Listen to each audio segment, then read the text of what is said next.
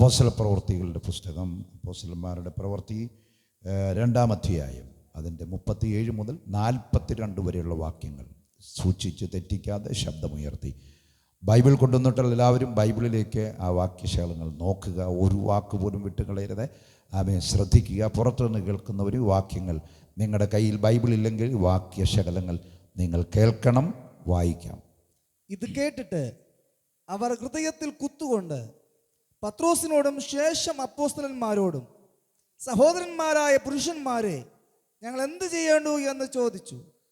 പത്രോസ് അവരോട്, നിങ്ങൾ മാനസാന്തരപ്പെട്ട് നിങ്ങളുടെ പാപങ്ങളുടെ മോചനത്തിനായി ഓരോരുത്തൻ യേശുക്രിസ്തുവിന്റെ നാമത്തിൽ സ്നാനമേൽക്കുവീൻ.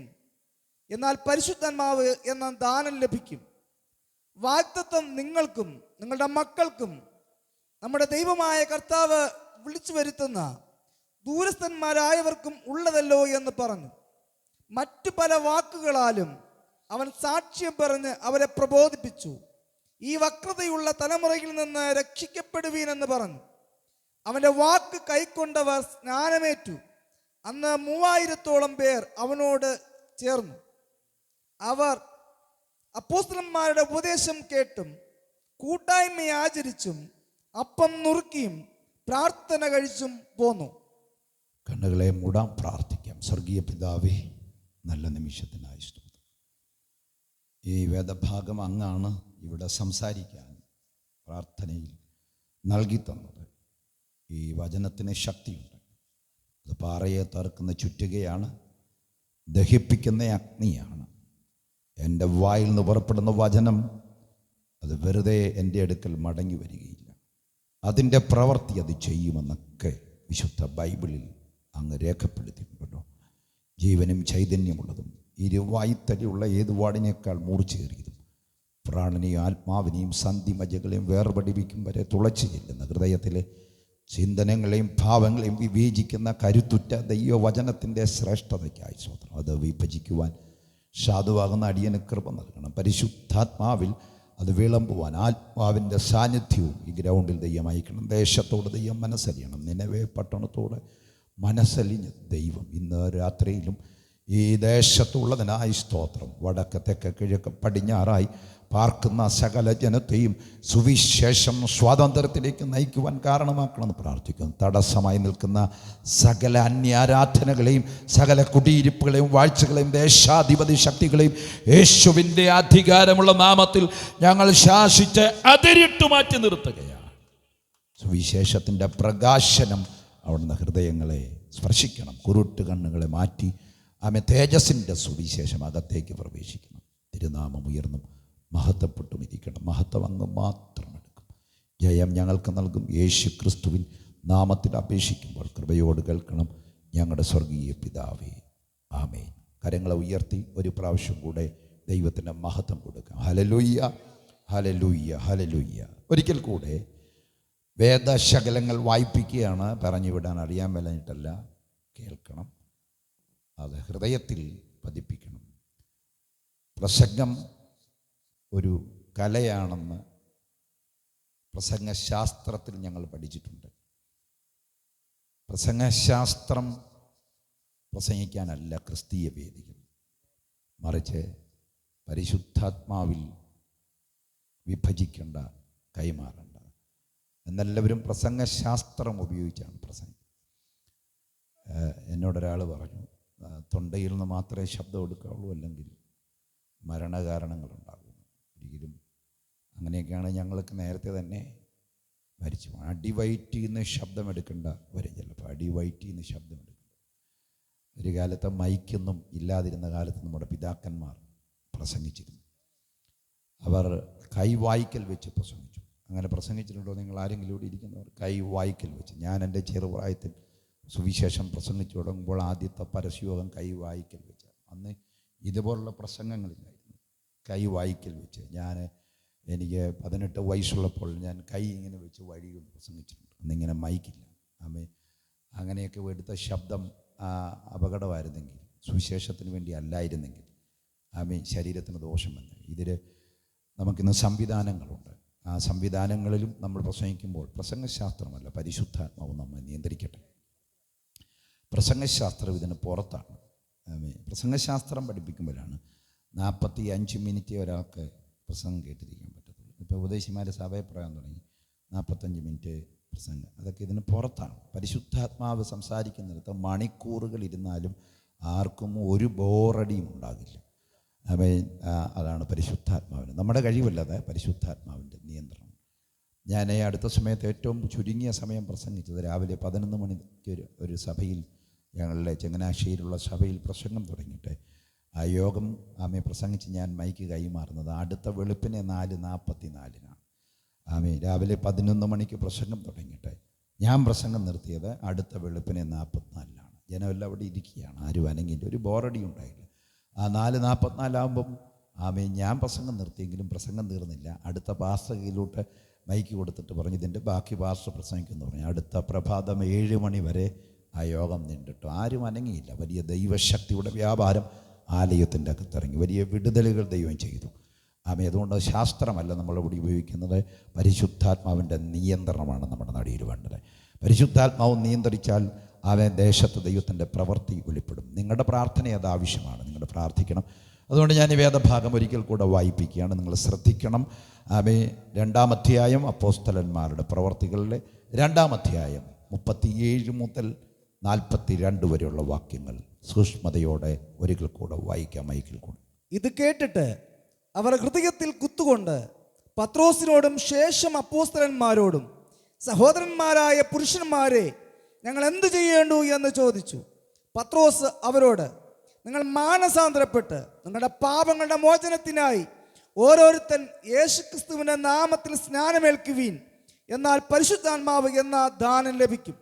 വാഗ്ദത്തം നിങ്ങൾക്കും നിങ്ങളുടെ മക്കൾക്കും നമ്മുടെ ദൈവമായ കർത്താവ് വിളിച്ചു വരുത്തുന്ന ദൂരസ്ഥന്മാരായവർക്കും ഉള്ളതല്ലോ എന്ന് പറഞ്ഞു.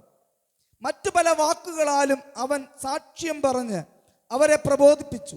ഈ വക്രതയുള്ള തലമുറയിൽ നിന്ന് രക്ഷിക്കപ്പെടുവീനെന്ന് പറഞ്ഞു. അവൻ്റെ വാക്ക് കൈക്കൊണ്ടവർ സ്നാനമേറ്റു. അന്ന് 3000-ഓളം പേർ അവനോട് ചേർന്നു.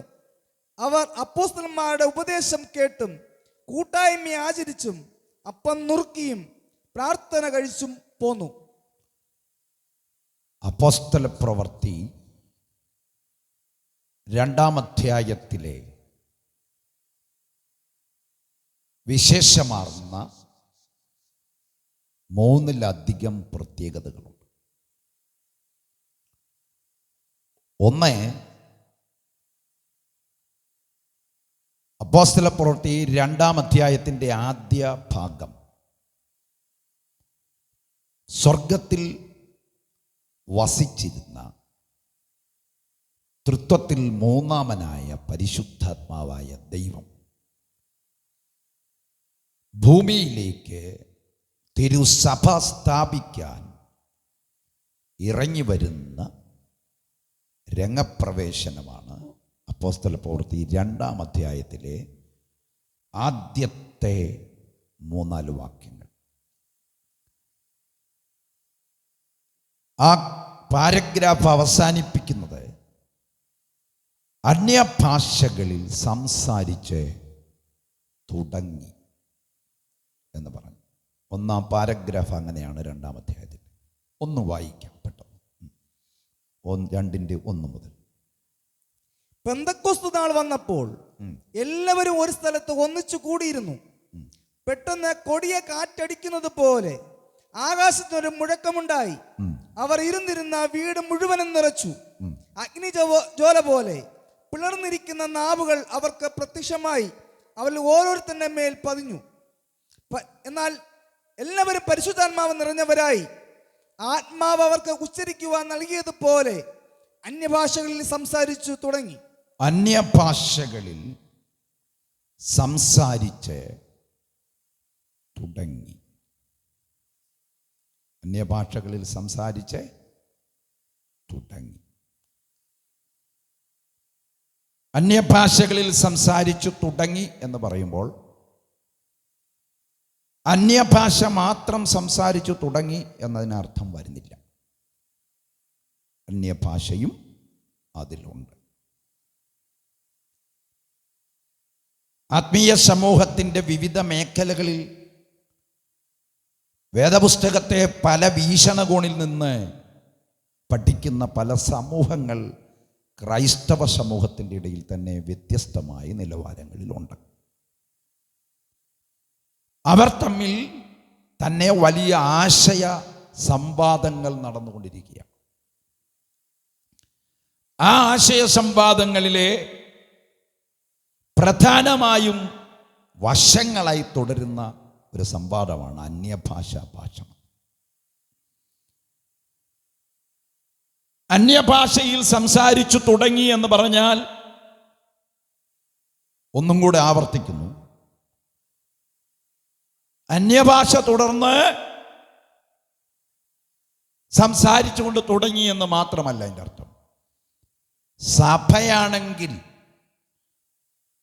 അനാദികാലം മുമ്പേ ദൈവത്തിൻ്റെ തിരുഹൃദയത്തിൽ മറഞ്ഞിരുന്ന മർമ്മമാകുന്ന തിരുസഭ പുത്രന്റെ ക്രൂശുമരണത്തിന് ശേഷം, പുത്രന്റെ സ്വർഗാരോഹണത്തിന് ശേഷം താൻ പറഞ്ഞുകൊടുക്കുന്ന വിലപ്പെട്ട വാഗ്ദാനങ്ങളുടെ സ്വർഗീയ ചൊൽപ്പടിക്കകത്തെ തന്നെ അനുധാവനം ചെയ്തതിൽ ഏകദേശം 120 പേരെ ഒതുക്കി നിർത്തി അനുസരിപ്പിച്ചിട്ട് പുത്രൻ സ്വർഗാരോഹണം ചെയ്ത ശേഷം അപ്പോസ്തലന്മാരുടെ പ്രവർത്തികളിൽ 1-ാം അധ്യായത്തിൽ പുത്രൻ ഉയർത്തെഴുന്നേറ്റ ശേഷം നടന്ന അവസാനത്തെ ബലവത്തായ കൂട്ടായ്മയുടെ പ്രഖ്യാപനത്തിൻ്റെ അനുസരണത്തിലേക്ക് അവരെ മനസ്സുകൊണ്ട് വരുത്തിയ ശേഷം ഒലിവ് മലയിൽ നിന്ന് പുത്രൻ സ്വർഗാരോഹണം ചെയ്യുന്നു. തന്നെ അനുഗമിച്ച ശിഷ്യന്മാർ വളരെ ദുഃഖത്തോടെ, നിരാശയോടെ തങ്ങൾ അനുഗമിച്ച തങ്ങളുടെ ഗുരു, തങ്ങളുടെ എല്ലാമായിരുന്ന യേശുക്രിസ്തു ആകാശമേഘങ്ങളിലേക്ക് മറയുമ്പോൾ അവരുടെ ഉൾനിരാശ കണ്ട ദൈവം പിതാവ് 2 ദൂതന്മാർ അഥവാ 2 പുരുഷന്മാർ എന്നാണ് അവിടെ കൊടുത്തിരിക്കുന്ന. പുരുഷന്മാർ എന്ന് പറഞ്ഞാൽ ദൂതന്മാർ. 2 ദൂതന്മാരെ അവരുടെ അടുക്കലേക്ക് അയച്ചു. അവരടുത്ത് വന്നിട്ട് ശിഷ്യന്മാരെ അഭിസംബോധന ചെയ്യുന്ന ഇങ്ങനെ: അല്ലയോ ഗലീല പുരുഷന്മാരെ, നിങ്ങൾ ആകാശത്തിലേക്ക് നോക്കി നിൽക്കുന്നതുണ്ട്. നിങ്ങളെ വിട്ട് കരേറിപ്പോയ ഈ യേശു പോയതുപോലെ തന്നെ മടങ്ങി വരും. അവരുടെ നിരാശയുടെ മനസ്സിൽ വീണ കരിനിഴലിന്റെ നിരാശയുടെ മേൽ പ്രത്യാശയുടെ വാക്ക് കോറിയിട്ടുകൊണ്ട് സ്വർഗത്തിലെ ദൂതന്മാർ ദൈവത്താൽ ആജ്ഞ കേട്ടുവന്നവർ പറയുകയാണ്: നിങ്ങളുടെ നിരാശയ്ക്ക് നീളം കൂടുകയില്ല. നിങ്ങളുടെ നിരാശ മാറ്റാൻ കഴിയുന്ന ഏറ്റവും പ്രധാന വാക്ക്, നിങ്ങളുടെ കണ്ണിന് മറഞ്ഞ് ആകാശങ്ങളിൽ കൂടെ കയറിപ്പോയ യേശു പോയതുപോലെ തന്നെ മടങ്ങി വരുന്നൊരു ദിവസമുണ്ട്. ഈ സുവിശേഷ യോഗത്തിൽ ആദ്യ ദിനം എനിക്ക് ഈ ദേശത്തോട് വിളിച്ചു പറയാനുള്ള ആദ്യത്തെ വാക്ക് പരിശുദ്ധാത്മാവ് നിയോഗം തരുന്നതാണ്. നൂറ്റാണ്ടുകളായി ഞങ്ങളുടെ പിതാക്കന്മാർ ഇത് ഒരു നാളവും കൂടാതെ സുവിശേഷം വിളിച്ചു പറയുന്നതിന്റെ പ്രത്യാശയുടെ ഉറപ്പെന്ന് പറയുന്നത്, കരേറിപ്പോയ യേശു താമസം വിന വേഗത്തിൽ മടങ്ങി വരും. അതുകൊണ്ട് ഞങ്ങൾക്ക് ലജ്ജയില്ല. യേശു വരും, വരും, വരും, വരും. കരങ്ങളെ ഉയർത്തി ഹല്ലേലൂയ പറഞ്ഞാൽ അത് നമ്മുടെ ഉറപ്പാണ്, അത് നമ്മുടെ പ്രത്യാശയാണ്. മാറ്റമില്ലാത്ത നിത്യ നിയമമാണ് നമ്മോടുള്ളത്. യേശു വരും. അവിടെ ഞാൻ വിടുന്നു. നിങ്ങളെ വിട്ട് കരേറിപ്പോയ ഈ യേശു പോയതുപോലെ തന്നെ മടങ്ങി വരും, വീണ്ടും വരും. അങ്ങനെ പറഞ്ഞ് അവരെ നേരെ ആ യേശു പറഞ്ഞ വാക്കിലേക്കാണ് 1-ാം അധ്യായത്തിൽ തന്നെ അവർ തിരിച്ചു മടങ്ങുന്നത്. ഇവിടെ പറയുന്ന വാക്ക് ഇങ്ങനെയാണ്: അവരെ യെരൂശലേമിലേക്ക് മടങ്ങി. അവരെവിടേക്ക് മടങ്ങി? എത്രാം വാക്യം? 1:12 വായിച്ചു. എനിക്ക് ഇത് വായിപ്പിക്കുന്ന എന്നാന്ന് വെച്ചാൽ എനിക്കിത് പറഞ്ഞുകൂടെ അറിയാൻ മേലായിട്ടല്ല. കൃത്യമായി ഇത് ബൈബിളിലുണ്ടെന്ന് ഇവിടുത്തെ ക്രിസ്ത്യാനികളാണെന്നും പറഞ്ഞ് നടക്കുന്നവരറിയണം.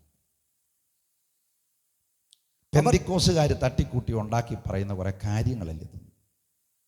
ഇവിടുത്തെ മർത്തോമക്കാരനും ഇവിടുത്തെ CSE-കാരനും ഇവിടുത്തെ കത്തോലിക്കനും ഇല്ലാത്ത പൗരോഹിത്യ കുപ്പായം തുന്നിയിട്ട് നടക്കുന്ന പള്ളിയിലച്ചന്മാരെന്ന് പറയുന്നവരുമൊക്കെ അറിയണം, ഇത് പെന്തിക്കോസുകാരുടെ നിർമ്മിതിയല്ല. പെന്തിക്കോസ്ത് എന്ന് പറയുന്ന ഒരു സഭയില്ല. പെന്തക്കോസ്ത് എന്ന പേര് ഞങ്ങളുടെ മേൽ വന്നത് ആ 50-ാം നാളിൽ സഭ. ചിലരങ്ങ് പറയുക ഇത് ബൈബിൾ അറിയത്തില്ല. നിങ്ങൾക്ക് എന്നാ പാരമ്പര്യമുണ്ട്? പെന്തിക്കോസ്തിന് 100 വർഷത്തെ പാരമ്പര്യമുണ്ട്. അത് ബൈബിൾ അറിയാൻ മേലാത്തതുകൊണ്ടാണ് നിനക്ക്. പെന്തിക്കോസ്തിൻ്റെ പാരമ്പര്യം, പെന്തിക്കോസ്തിൻ്റെ സഭയൊന്നുമില്ല. ഞങ്ങൾക്ക് ചാർത്തി തന്ന പേരാണ് പെന്തിക്കോസ്ത്. ഞങ്ങൾ കൊടുക്കുന്ന പേര് വേദപുസ്തകാടിസ്ഥാനത്തിൽ ദൈവസഭയെന്നേ ഉള്ളൂ. ക്രിസ്തുവിൻ്റെ ശരീരമായ ദൈവസഭ. പെന്തിക്കോസ് എന്ന് വിളിക്കുന്നത് തെറ്റാണോ? തെറ്റല്ല. അത് ഞങ്ങൾ സന്തോഷത്തോടെ സ്വീകരിക്കുന്നു. അതിൻ്റെ പേരിൽ എന്തെല്ലാം കളിയാക്കിട്ടാൽ വിളിച്ചാലും ഞങ്ങളത് സ്വീകരിക്കും. കാരണം കളിയാക്കിയിട്ട പേരാണ് ക്രിസ്തു തൻ്റെ സഭയുടെ സമൂഹത്തിന് വിളിക്കാൻ തന്നെ ഇട്ടത്. നിങ്ങൾ വായിക്കണം, ക്രിസ്ത്യാനി എന്ന പേരും കളിയാക്കി വിളിച്ചതാണ്. അപ്പോസ്തല പ്രവൃത്തിയിൽ കൃത്യമായി പറയുന്നുണ്ട്, അന്ത്യോക്യയിൽ വെച്ച് ശിഷ്യന്മാരെ യേശുവിനെ അനുഗമിക്കുന്ന കണ്ടപ്പോൾ അന്ത്യോക്യക്കാരെ ആ ശിഷ്യന്മാരെ കളിയാക്കി വിളിച്ചു. ക്രിസ്ത്യാനികളാണ്ട പോകും. അങ്ങനെ കളിയാക്കി വിളിച്ചപ്പോൾ കർത്താവ് അത് നോട്ട് ചെയ്തു. എടാ, ഞാൻ മുന്നമേ എൻ്റെ ജനത്തിനിടാൻ വെച്ചിരുന്ന പേര് ഇവന്മാരെ കളിയാക്കി വിളിക്കുന്നുണ്ട്. കർത്താവിന് ഭയങ്കര സന്തോഷം തോന്നി.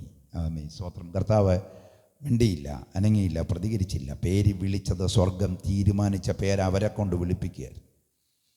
കർത്താവ് അനങ്ങിയില്ല. അവസാനം സഭ സ്ഥാപിച്ചു. ആ സഭ യെരുശലേമിൽ വളർന്നു. യെരുശലേമിൽ സഭ കൂടി ഇവർ നാളെ അവർ കർത്താവ് വരുമെന്ന് പറഞ്ഞ് എല്ലാം വിറ്റ് അപ്പോസ്തലന്മാരുടെ കാൽക്ക കൊണ്ട് വെച്ചിട്ട് ഇതെല്ലാം അപ്പോസ്തല പ്രവൃത്തിയുടെ വിഷയം പറഞ്ഞത്. കർത്താവ് അടുത്ത ദിവസം വരുമെന്നുള്ള പ്രത്യാശ ഭരിച്ച് നോക്കിയിരിക്കുമ്പോൾ കർത്താവിന് മനസ്സിലായി പരിശുദ്ധാത്മാവ് വന്ന ശേഷം ഭൂമിയുടെ അറ്റം വരെ പോയി ജനത്തെ വിടിവിക്കാനുള്ള ജാതികളുടെ വീണ്ടെടുപ്പ് പോലും തടയുന്ന രീതിയിലാണ് ഇവരുടെ വിശ്വാസത്തിൻ്റെ പോക്ക്. ഞാൻ ഈ പറയുന്ന ഒന്നും എൻ്റെ നിർമ്മിതിയല്ല, വിശുദ്ധ വേദപുസ്തകത്തിലെ നീക്കമില്ലാത്ത സത്യമാണ്. സ്തോത്രം. കർത്താവിന് മനസ്സിലായി ഇവരിങ്ങനെ ഇരുന്നാൽ യെരുശലേമിൽ ഇവർ കൂടും. ഒരു സ്ഥലത്തെ ഇവരിങ്ങനെ കൂടി 3000 പേരായി, 3120 പേരായി. ആദ്യം 120 പേരുള്ളായിരുന്നു. പത്രോസ് പ്രസംഗിക്കുമ്പോൾ 3000 പേരായി. 3000 പേരും കൂടെ വന്നപ്പം ഇവിടെയുള്ള 120 കൂടെ ആയപ്പം 3120 പേരെ.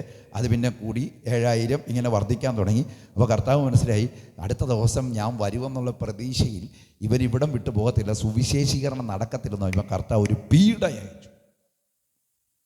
അപ്പോസ്തല പ്രവൃത്തിയിൽ പഠിക്കുമ്പോൾ, നിങ്ങളെല്ലാം വായിപ്പിക്കാൻ സമയമില്ല, യെരുശലേമിലെ സഭയ്ക്ക് പീഡ അയച്ചപ്പോൾ സഭ ചെതറി. സഭയെ ചെതറിച്ചതും കർത്താവാണ്. ചെതറിച്ചിട്ട് അവർ പല സ്ഥലങ്ങളിലേക്ക് ചെതറിപ്പോയപ്പോൾ ചെന്നടുത്തൊക്കെ ചിതറിയവരുടെ മേൽ വ്യാപരിച്ച പരിശുദ്ധാത്മാവിൻ്റെ ശക്തിയാൽ അവർ സുവിശേഷം അറിയിച്ചു. അവർ സുവിശേഷം അറിയിച്ചെടുത്തെല്ലാം ജനം രക്ഷിക്കപ്പെട്ടു, സഭകൾ സ്ഥാപിക്കപ്പെട്ടു. അങ്ങനെ ഉള്ള കൂട്ടം ഇങ്ങനെ പോകുമ്പം പ്രത്യേകിച്ച് പേരൊന്നുമില്ലാത്ത കൂട്ടം അന്ന് ഇട്ട വിളിച്ചു വന്ന പേരുകളാണ് കിടക്കുന്നത്. അപ്പോൾ ഒരു പേരുണ്ടാകണമല്ലോ. ആ പേര് പത്രോസ് ചിതറിപ്പോയ കൂട്ടത്തിന് ലേഖനം എഴുതുമ്പോൾ കർത്താവ് പറഞ്ഞു, മോനെ ഇനി ഒരു പേരിടണം. ആ പേര് ഇപ്പം പൊങ്ങി വന്നതല്ല, സ്വർഗം പ്ലാൻ ചെയ്തത്, കളിയാക്കി വിളിച്ചതും അവരെ കൊണ്ട് വിളിപ്പിച്ചതുമൊക്കെ ഞാനാണ്. പക്ഷെ നീ എഴുതിക്കോ, ചിതറിപ്പോയവർക്ക് വന്ദനം ചൊല്ലിക്കൊണ്ട് എഴുതുമ്പം പറയണം, നിങ്ങൾക്കൊരു പേര് തരുന്നു. ക്രിസ്ത്യാനിയായിട്ട് കഷ്ടം സഹിക്കേണ്ടി വന്നാൽ ലജ്ജിച്ചു പോകരുത്. അവൻ്റെ നാമം ധരിച്ച് ദൈവത്തെ മഹത്വപ്പെടുത്തുകയത്ര വേണ്ടത്. അവിടെ കൊടുത്തിരിക്കുന്ന പദം എങ്ങനെയാണ്? ക്രിസ്ത്യാനിയായിട്ട് കഷ്ടം സഹിക്കേണ്ടി വന്നാൽ ലജ്ജിച്ചു പോകും. അപ്പം ക്രിസ്ത്യാനി ആയിട്ട് ജനിക്കണം എന്നല്ല, ജനിച്ച ശേഷം ആകണം എന്നാണ് ബൈബിൾ. പെന്തിക്കോസുകാരുണ്ടാക്കിയല്ല, ബൈബിളിൽ അങ്ങനെയാണ്. മത്തായിക്കും മറിയാമയ്ക്കും മകൻ ജനിച്ച് തോമാച്ചൻ എന്ന് പേരിട്ടാൽ ക്രിസ്ത്യാനിയാകത്തില്ല, വെറുതെ. 3 മാസം പ്രായമുള്ള കുഞ്ഞിൻ്റെ തലയെ കൊണ്ട് വെള്ളം തളിപ്പിച്ചിട്ട് അപ്പുറം നിന്നുകൊണ്ട് വേറെ 2 പേര് തലതൊട്ടമ്മനും തലതൊട്ടമ്മയും കളിച്ചാൽ ക്രിസ്ത്യാനിയാകില്ല. ഒരു വ്യക്തിപരമായി യേശു ക്രിസ്തുവിൽ കൂടെയുള്ള പാപമോചനം ഹൃദയം കൊണ്ട് വിശ്വസിച്ച വായ് കൊണ്ട് യേശുവിനെ ആമെ സ്വീകരിക്കുകയും ആമെ നീതിക്കായി വായ് കൊണ്ട് ആമെ പ്രഖ്യാപിക്കുകയും വിശ്വസിച്ച് പ്രഖ്യാപിക്കുകയും ചെയ്യുമ്പോൾ അവൻ്റെ പേര് ജീവന്റെ പുസ്തകത്തിൽ ഉറപ്പിക്കപ്പെടുകയും അവൻ്റെ പേരിൽ ക്രിസ്ത്യാനി എന്ന ഭൂമിയിലെ വിളിപ്പേര് അപ്പോഴല്ലാതെ വരികയില്ല. അതെല്ലാം അടുക്കിന് പ്രസംഗിക്കാൻ ഉൽപ്പത്തി മുതൽ തുടങ്ങണം. അതിനാണ് ഞാനിവിടെ നിൽക്കുന്നത്. പരിശുദ്ധാത്മാവ് ഒത്തിരി കാര്യങ്ങളിനോട് സംസാരിച്ചിട്ടുണ്ട്. ഞാൻ അതെല്ലാം പറയണം. വാക്യം വായിപ്പിച്ചേ പ്രസംഗിപ്പിക്കത്തുള്ളൂ. വെപ്രാളമൊന്നുമില്ല. ഈ നല്ല പ്രസംഗമാണെന്ന് മാർക്ക് കിട്ടാനൊന്നുമല്ല ഇവിടെ നിൽക്കുന്നത്. ജനം രക്ഷിക്കപ്പെടണം. അതിന് യേശു പോലും ചെല്ലും പ്രസംഗിച്ചപ്പോൾ പുസ്തകം തുറന്ന് വായിപ്പിച്ച് പ്രസംഗിച്ചു. തെളിവും സ്പഷ്ടവും തെളിവുമായി പ്രസംഗിക്കണം. ഇവിടെ മാർക്കൊന്നും ആരും തരണ്ട. നല്ല പദം ഉച്ചരിക്കുന്നു, ഭയങ്കര ഗംഭീരമാണ്, അടുക്കിന് പ്രസംഗിച്ചു, 3-4 പോയിന്റ്. ഇതൊന്നും ഞങ്ങൾ പ്രതീക്ഷിക്കുന്നില്ല. അങ്ങനെ യഥാർത്ഥ സുവിശേഷകർ അങ്ങനെയൊന്നുമില്ല. അതൊക്കെ പ്രസംഗശാസ്ത്ര പ്രകാരം പേരിന് വേണ്ടിയൊക്കെ പ്രസംഗിക്കുന്നുണ്ടാകും. ഞങ്ങളാരും അങ്ങനെയുള്ളവരല്ല. കൃപയാൽ പരിശുദ്ധാത്മ നിയോഗത്തിനാണ് ഇവിടെ നിൽക്കുന്നത്. ചേർന്ന് ദൈവത്തെ സ്തുതിച്ചാട്ടെ. പരിശുദ്ധാത്മാവിൻ്റെ ദേശത്തോട് സംസാരിക്കാനുണ്ട്. ആ പരിശുദ്ധാത്മാവ് ഇത് സംസാരിക്കും. ദൈവത്തിന് മാത്രമേ അറിയത്തുള്ളൂ. ഇവിടെ നിൽക്കുന്ന പൊട്ടനെപ്പോലെ നിൽക്കുന്ന ഞങ്ങളെപ്പോലുള്ള ആളുകളെ ദൈവം ഉപയോഗിക്കും. അത് ഞങ്ങൾക്കറിയാം. മഹത്വം മുഴുവൻ ദൈവത്തിന് മാത്രമുള്ളത്. ആമേൻ. ചേർന്ന് ദൈവത്തെ ഒരിക്കൽ കൂടെ സ്തുതിച്ചാട്ടെ. അപ്പം ഞാൻ തിരിച്ചു വരിക. സംസാരിച്ചു തുടങ്ങി. അന്യഭാഷ സംസാരിച്ചു തുടങ്ങി. തുടങ്ങിയത് എന്താ? തുടങ്ങിയത് അന്യഭാഷ മാത്രമല്ല, സഭ തുടങ്ങുന്നത്, ഭൂമിയിൽ സ്ഥാപിച്ച് തുടങ്ങുന്നത് അന്യഭാഷ പറഞ്ഞ. അപ്പം 100 വർഷത്തെ പാരമ്പര്യം അല്ല പെന്തിക്കോസിനുള്ളത്. വെറുതെ ബൈബിള് തിരിച്ചറിയാൻ വയ്യാതെ ആരെങ്കിലുമൊക്കെ പറഞ്ഞ പൊട്ടത്തരം പറഞ്ഞുകൊണ്ട് വിശ്വസിച്ചിരിക്കരുത്. നൂറ്റാണ്ടുകൾക്കപ്പുറത്തെ ക്രിസ്തുവിൻ്റെ ക്രൂശിമരണത്തിന് ശേഷം ആദ്യം സ്ഥാപിച്ച സഭ അന്യഭാഷ പറഞ്ഞു തുടങ്ങിയ സഭയാണ്. അല്ലാത്ത ഓരോ സഭയും ക്രിസ്തു സ്ഥാപിച്ച സഭയല്ല, പരിശുദ്ധാത്മാവ് സ്ഥാപിച്ച സഭയല്ല. പരിശുദ്ധാത്മാവ് വന്നു തുടങ്ങിയ സഭയിലെ പ്രത്യേകത അതിൻ്റെ തുടക്കത്തിൽ തന്നെ അന്യഭാഷ സംസാരിച്ച് തുടങ്ങിയെന്നാണ്. ഞങ്ങൾ ചലഞ്ച് ചെയ്ത് ആത്മാവിൽ ധീരമായി പറയുന്നു, അന്യഭാഷ സംസാരിച്ച് തുടങ്ങിയതാണ്. ദൈവം തന്റെ പുത്രനിൽ കൂടെ വാഗ്ദത്തം ചെയ്ത് അയച്ച് കാത്തിരുന്നവർ 120 വന്ന് അവൻ പരിശുദ്ധാത്മാവിൽ സഗിയോൻ മാളികമുറിയിൽ ആരംഭിച്ച ദൈവസഭ അന്യഭാഷ സംസാരിച്ചു തുടങ്ങിയതാണ്. അന്യഭാഷയ്ക്കെതിരെ സംസാരിക്കുന്ന, അന്യഭാഷയെ പരിഹസിക്കുന്ന ഒന്നും സഭയല്ല. അതിനെയൊക്കെ ഞങ്ങൾ ആത്മാവിൽ അതിൻ്റെ നിലവാരത്തിൽ തള്ളിക്കളയും. സ്തോത്രം. ഞങ്ങൾ കെട്ടുകഥ, നിർമ്മിത കഥ പറയുകയല്ല, വേദപുസ്തകം വായിപ്പിച്ചതിലേക്കണം. പതുക്കെ പോയാൽ മതി, ഒന്നും കൂടെ വായിക്കും. 2:1 ഞങ്ങൾ പറയുന്നതാണോ? നിങ്ങൾ വല്ലവരുമൊക്കെ പ്രസംഗിക്കുന്ന കേട്ടിട്ട് പോകരുത്. ബൈബിളിലുണ്ടെങ്കിൽ അതനുസരിക്കണം. ഇനി ഒരു കാര്യം പറയാം, ഞങ്ങൾ പറയുന്നതല്ല നിങ്ങൾ കേൾക്കണ്ടേ, ബൈബിൾ എഴുതിയിരിക്കുന്നതാണ് നമ്മളെല്ലാവരും കേൾക്കുന്നത്. ആരെ വിട്ട് ആരെങ്ങോട്ട് പോയാലും ഒരു രക്ഷയുണ്ടാകും. ഞങ്ങളിവിടെ പ്രസംഗിക്കുമ്പോൾ നാളെ പള്ളിയിൽ ചെന്ന് നിങ്ങൾ ചോദിക്കും, അല്ലെങ്കിൽ IPC ചെന്ന്, ഇതെല്ലാം ഒരു IPC നിന്നും ദൈവം തുടങ്ങിയല്ല. IPC, CSI, AG, ശാരോൻ ഇന്നും ദൈവം തൻ്റെ തുടങ്ങിയ ദൈവസഭയാണ്. AIPC ഒന്നും തുടങ്ങിയിട്ടില്ല, ദൈവം ശാരോൻ തുടങ്ങിയിട്ടില്ല, ദൈവം നോണ്ടിയ തുടങ്ങിയിട്ടില്ല. ദൈവം തുടങ്ങിയത് ദൈവസഭയാണ്. അതുകൊണ്ട് IPCയിലെ പാസ്റ്റർ അത് പറഞ്ഞു, ശാരോനിലെ പാസ്റ്റർ പറഞ്ഞു, CSIയിലെ അച്ഛൻ പറഞ്ഞു. ഇതൊന്നും നമുക്ക് വിഷയമല്ല. ബൈബിൾ എന്ത് പറഞ്ഞെന്നുള്ള പ്രാധാന്യം. ബൈബിൾ പറഞ്ഞത് ഏത് പൊള്ളി പറഞ്ഞതിനെ മാറ്റി വെച്ചിട്ട് ബൈബിൾ പറയുന്നത് അനുസരിക്കാൻ തയ്യാറാകണം. അതാണ് ഞങ്ങളുടെ സുവിശേഷം, അതാണ് ശരിയായ സുവിശേഷം. അതുകൊണ്ട് നിങ്ങളുടെ മുമ്പിൽ വലിയ ആളുകളായി വന്നു നിൽക്കുന്ന കുറേ പേര് പറയുന്നതല്ല കേൾക്കേണ്ടത്. തിരുവഴുത്ത് അങ്ങനെ തന്നെ ഒന്ന് പരിശോധിച്ചിട്ട് അതനുസരിക്കാൻ തയ്യാറാകണം. കരങ്ങളെ ഉയർത്തി കല്ലേടിയ പറഞ്ഞു.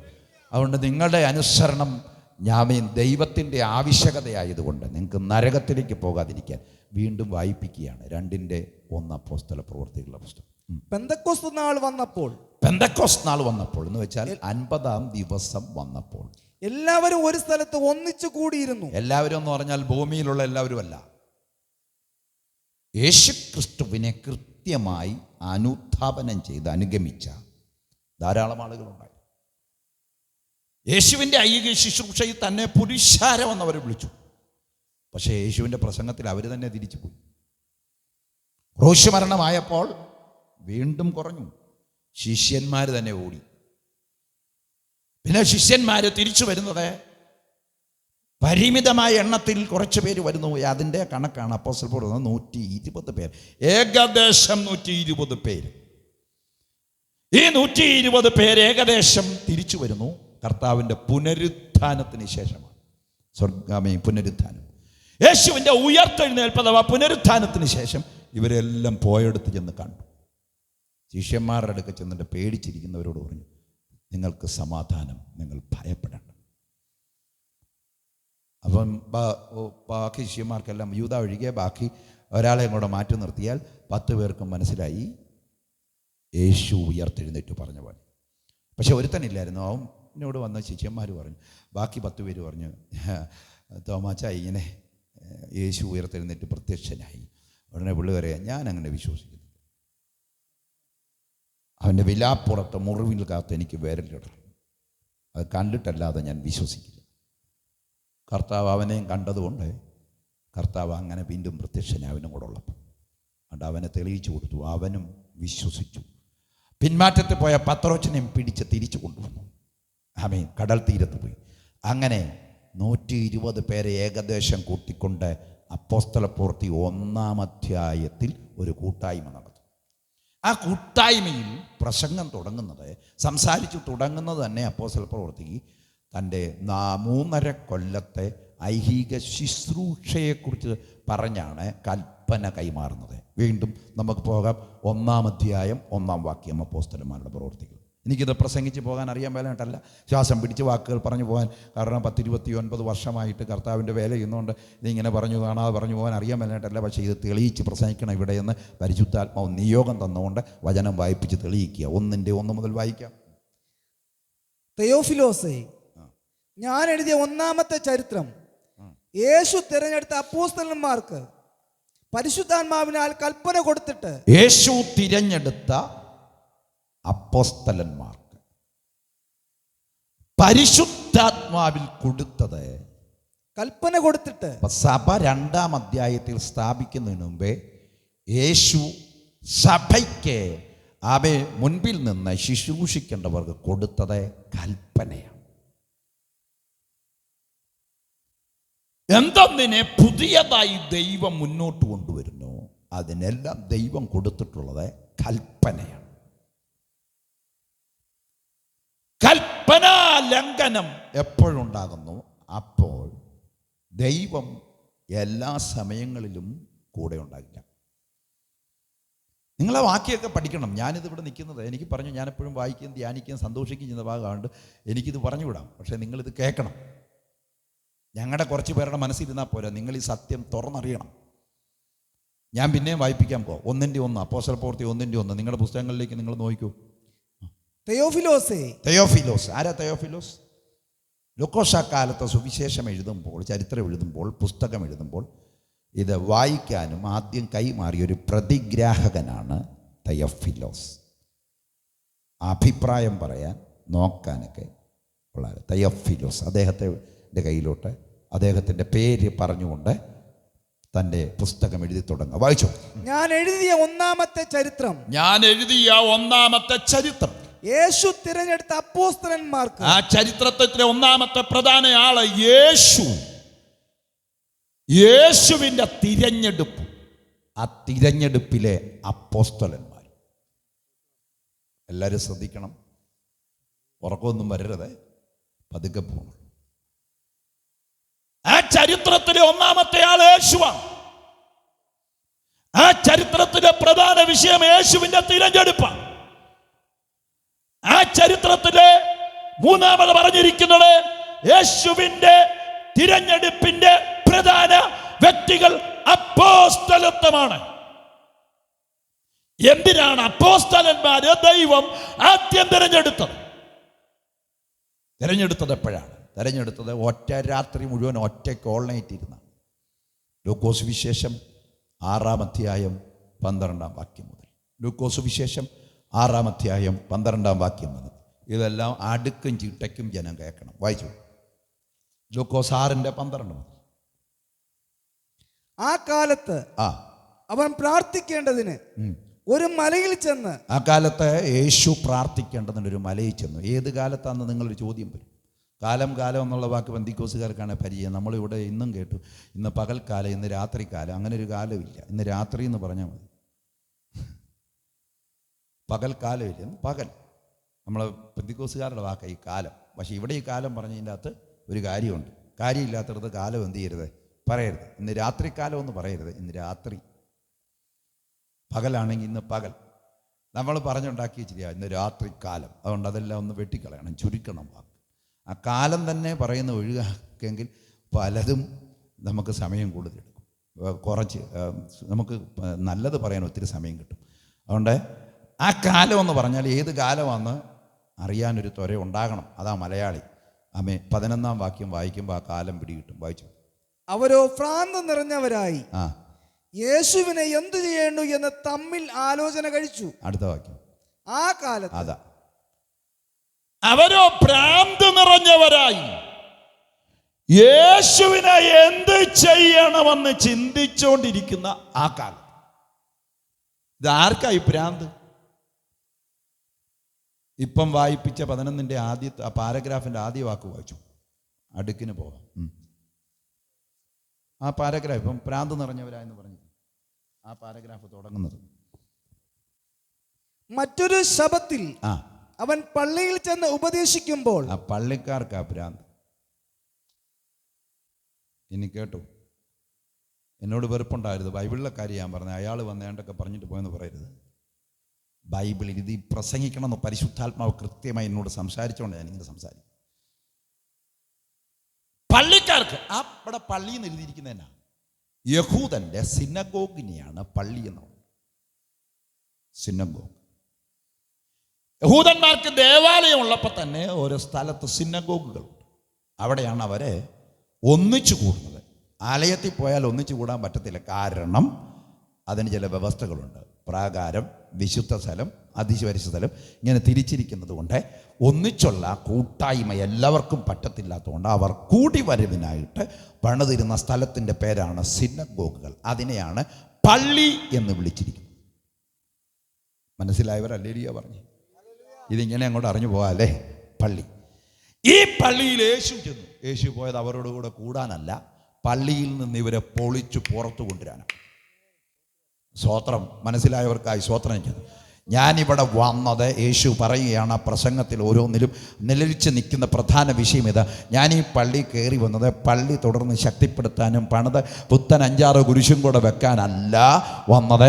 ഈ പള്ളി സിനഗോഗ് പൊളിച്ചിട്ട് അപ്പോസ്തല പ്രവൃത്തി 2 ആരംഭിക്കാൻ പോകുന്ന, അന്യഭാഷ പറഞ്ഞു തുടങ്ങാൻ പോകുന്ന സഭയുടെ ഭാഗമാക്കി സ്വർഗത്തിന്റെ പദ്ധതിയിലുള്ളവരെ പുറത്തു കൊണ്ടുവരാനാണ് യേശു സിനഗോഗുകൾക്കകത്തേക്ക് കയറി.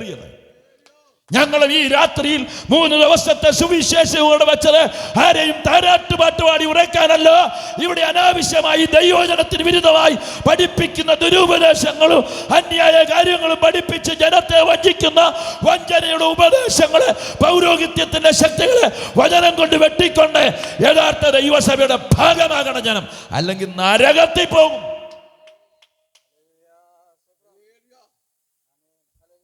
ഇത് പറയാനായി ഇവിടെ സുവിശേഷയോഗം വെച്ചത്. ഇതിങ്ങനെ പറയാൻ ഞങ്ങളെപ്പോലുള്ള കുറച്ച് പേരേ ഉള്ളൂ. ബാക്കിയുള്ളവരൊക്കെ ഒന്ന് എല്ലാവരെയും സുഖിപ്പിച്ചിട്ട് പോകും. ഇന്ന് സുഖിപ്പിക്കുന്ന പ്രസംഗകരാണ് എല്ലാവർക്കും ഇഷ്ടം.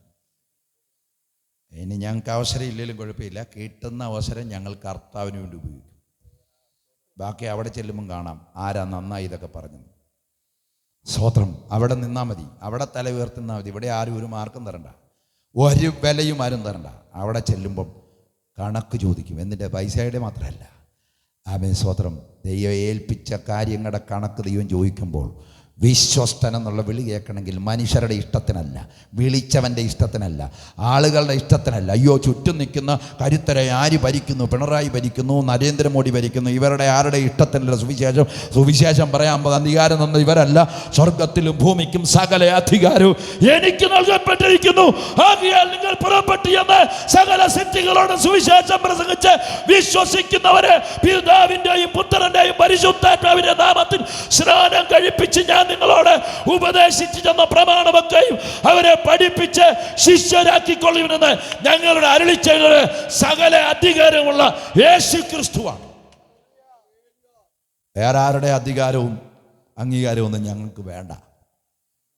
യേശു പറഞ്ഞത് ചെയ്യും. അവൻ ഞങ്ങൾക്കൊരു മാതൃക കാണിച്ചിട്ടുണ്ട്, അതുപോലെ പ്രസംഗിക്കും. അതുകൊണ്ട് അതിനൊന്നും ഒരു മാറ്റവും ഇല്ല.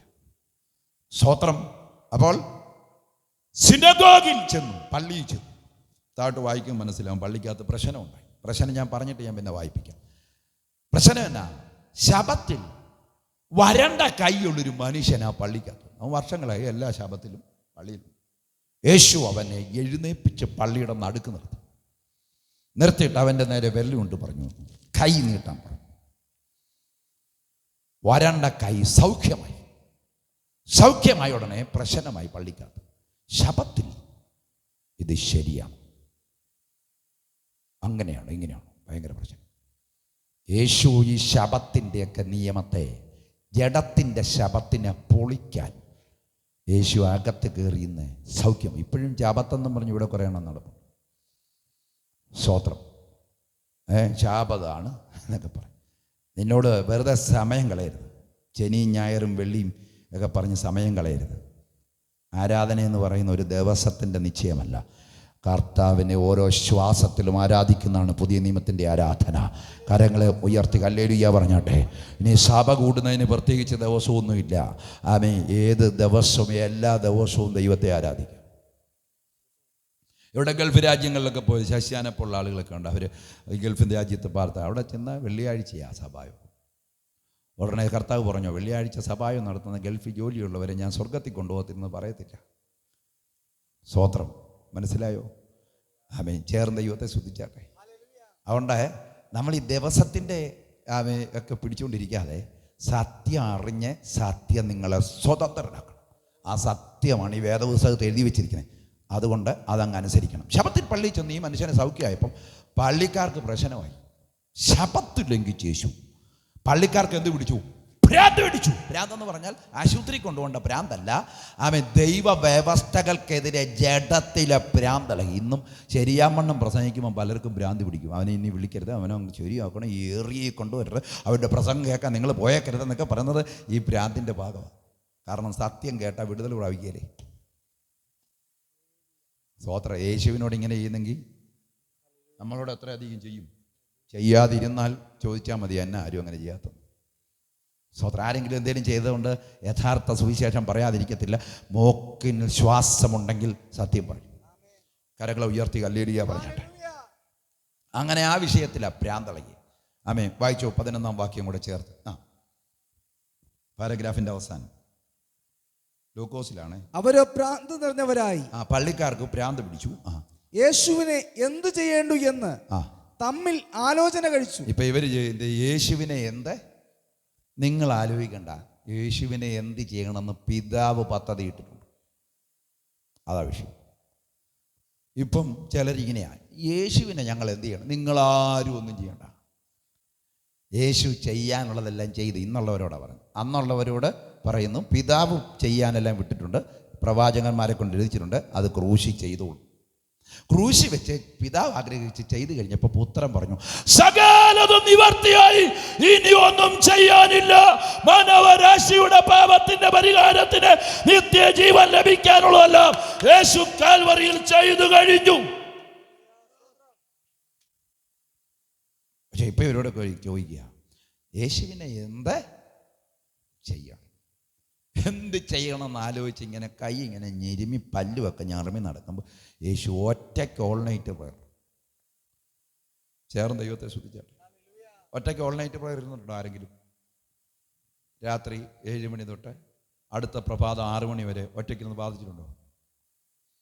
വലിയ ബുദ്ധിമുട്ടാണ്. ഞാൻ പ്രാർത്ഥിച്ചിട്ടുണ്ട്, ഉറങ്ങാതെ പ്രാർത്ഥിച്ചിട്ടുണ്ട്. കൃപയാണ് ഒറ്റയ്ക്ക്.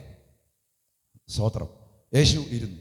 അങ്ങനെ ഇരിക്കണം. കുറച്ച് കഴിയുമ്പോൾ നമ്മൾ അതൊക്കെ ട്രെയിൻ ചെയ്ത് ഓരോ ദിവസവും സമയം കൂട്ടി വരുമ്പോൾ നമ്മുടെ ഉറക്കം കെടുത്തും. ബൈബിൾ വാക്യമുണ്ട്, അവൻ കണ്ണുകളുടെ ഉറക്കം നിരോധിച്ചു. ദൈവം നിരോധിച്ചു കഴിഞ്ഞാൽ നമ്മുടെ ഉറക്കം പോകും. പിന്നെ കുത്തിയിരുന്നങ്ങ് പ്രാർത്ഥിക്കും. അവൻ യേശു ഒറ്റയ്ക്ക് ഓൾ നൈറ്റ് ഇരുന്നു. ഇനി 12 മുതൽ വായിക്കുമ്പോൾ ക്ലിയറാണ്. വായിച്ചു. ആ കാലത്ത് ഭ്രാന്തി പിടിച്ച് നിൽക്കുന്ന പള്ളിക്കാർക്ക് ഭ്രാന്തി പിടിച്ച് നിൽക്കുന്ന കാലത്ത് അവൻ പ്രാർത്ഥിക്കേണ്ടതിന് യേശു പ്രാർത്ഥിക്കേണ്ടതിന് ഒരു മലയിൽ ചെന്ന് ദൈവത്തോടുള്ള പ്രാർത്ഥനയിൽ രാത്രി കഴിച്ചു. പ്രാർത്ഥനയുടെ പ്രത്യേകത അവിടെ പറയുകയാണ്, ദൈവത്തോടുള്ള പ്രാർത്ഥന. എന്താണ് ദൈവത്തോടുള്ള പ്രാർത്ഥന?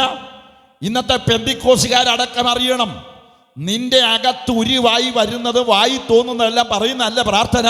പ്രാർത്ഥനയ്ക്ക് ദൈവത്തോടുള്ള ബന്ധത്തിലായിരിക്കണം.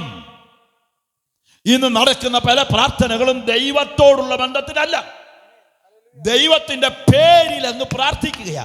ദൈവത്തോടുള്ള ബന്ധത്തിലെ പ്രാർത്ഥനയിലേക്ക് സഭ മടങ്ങി വരണം.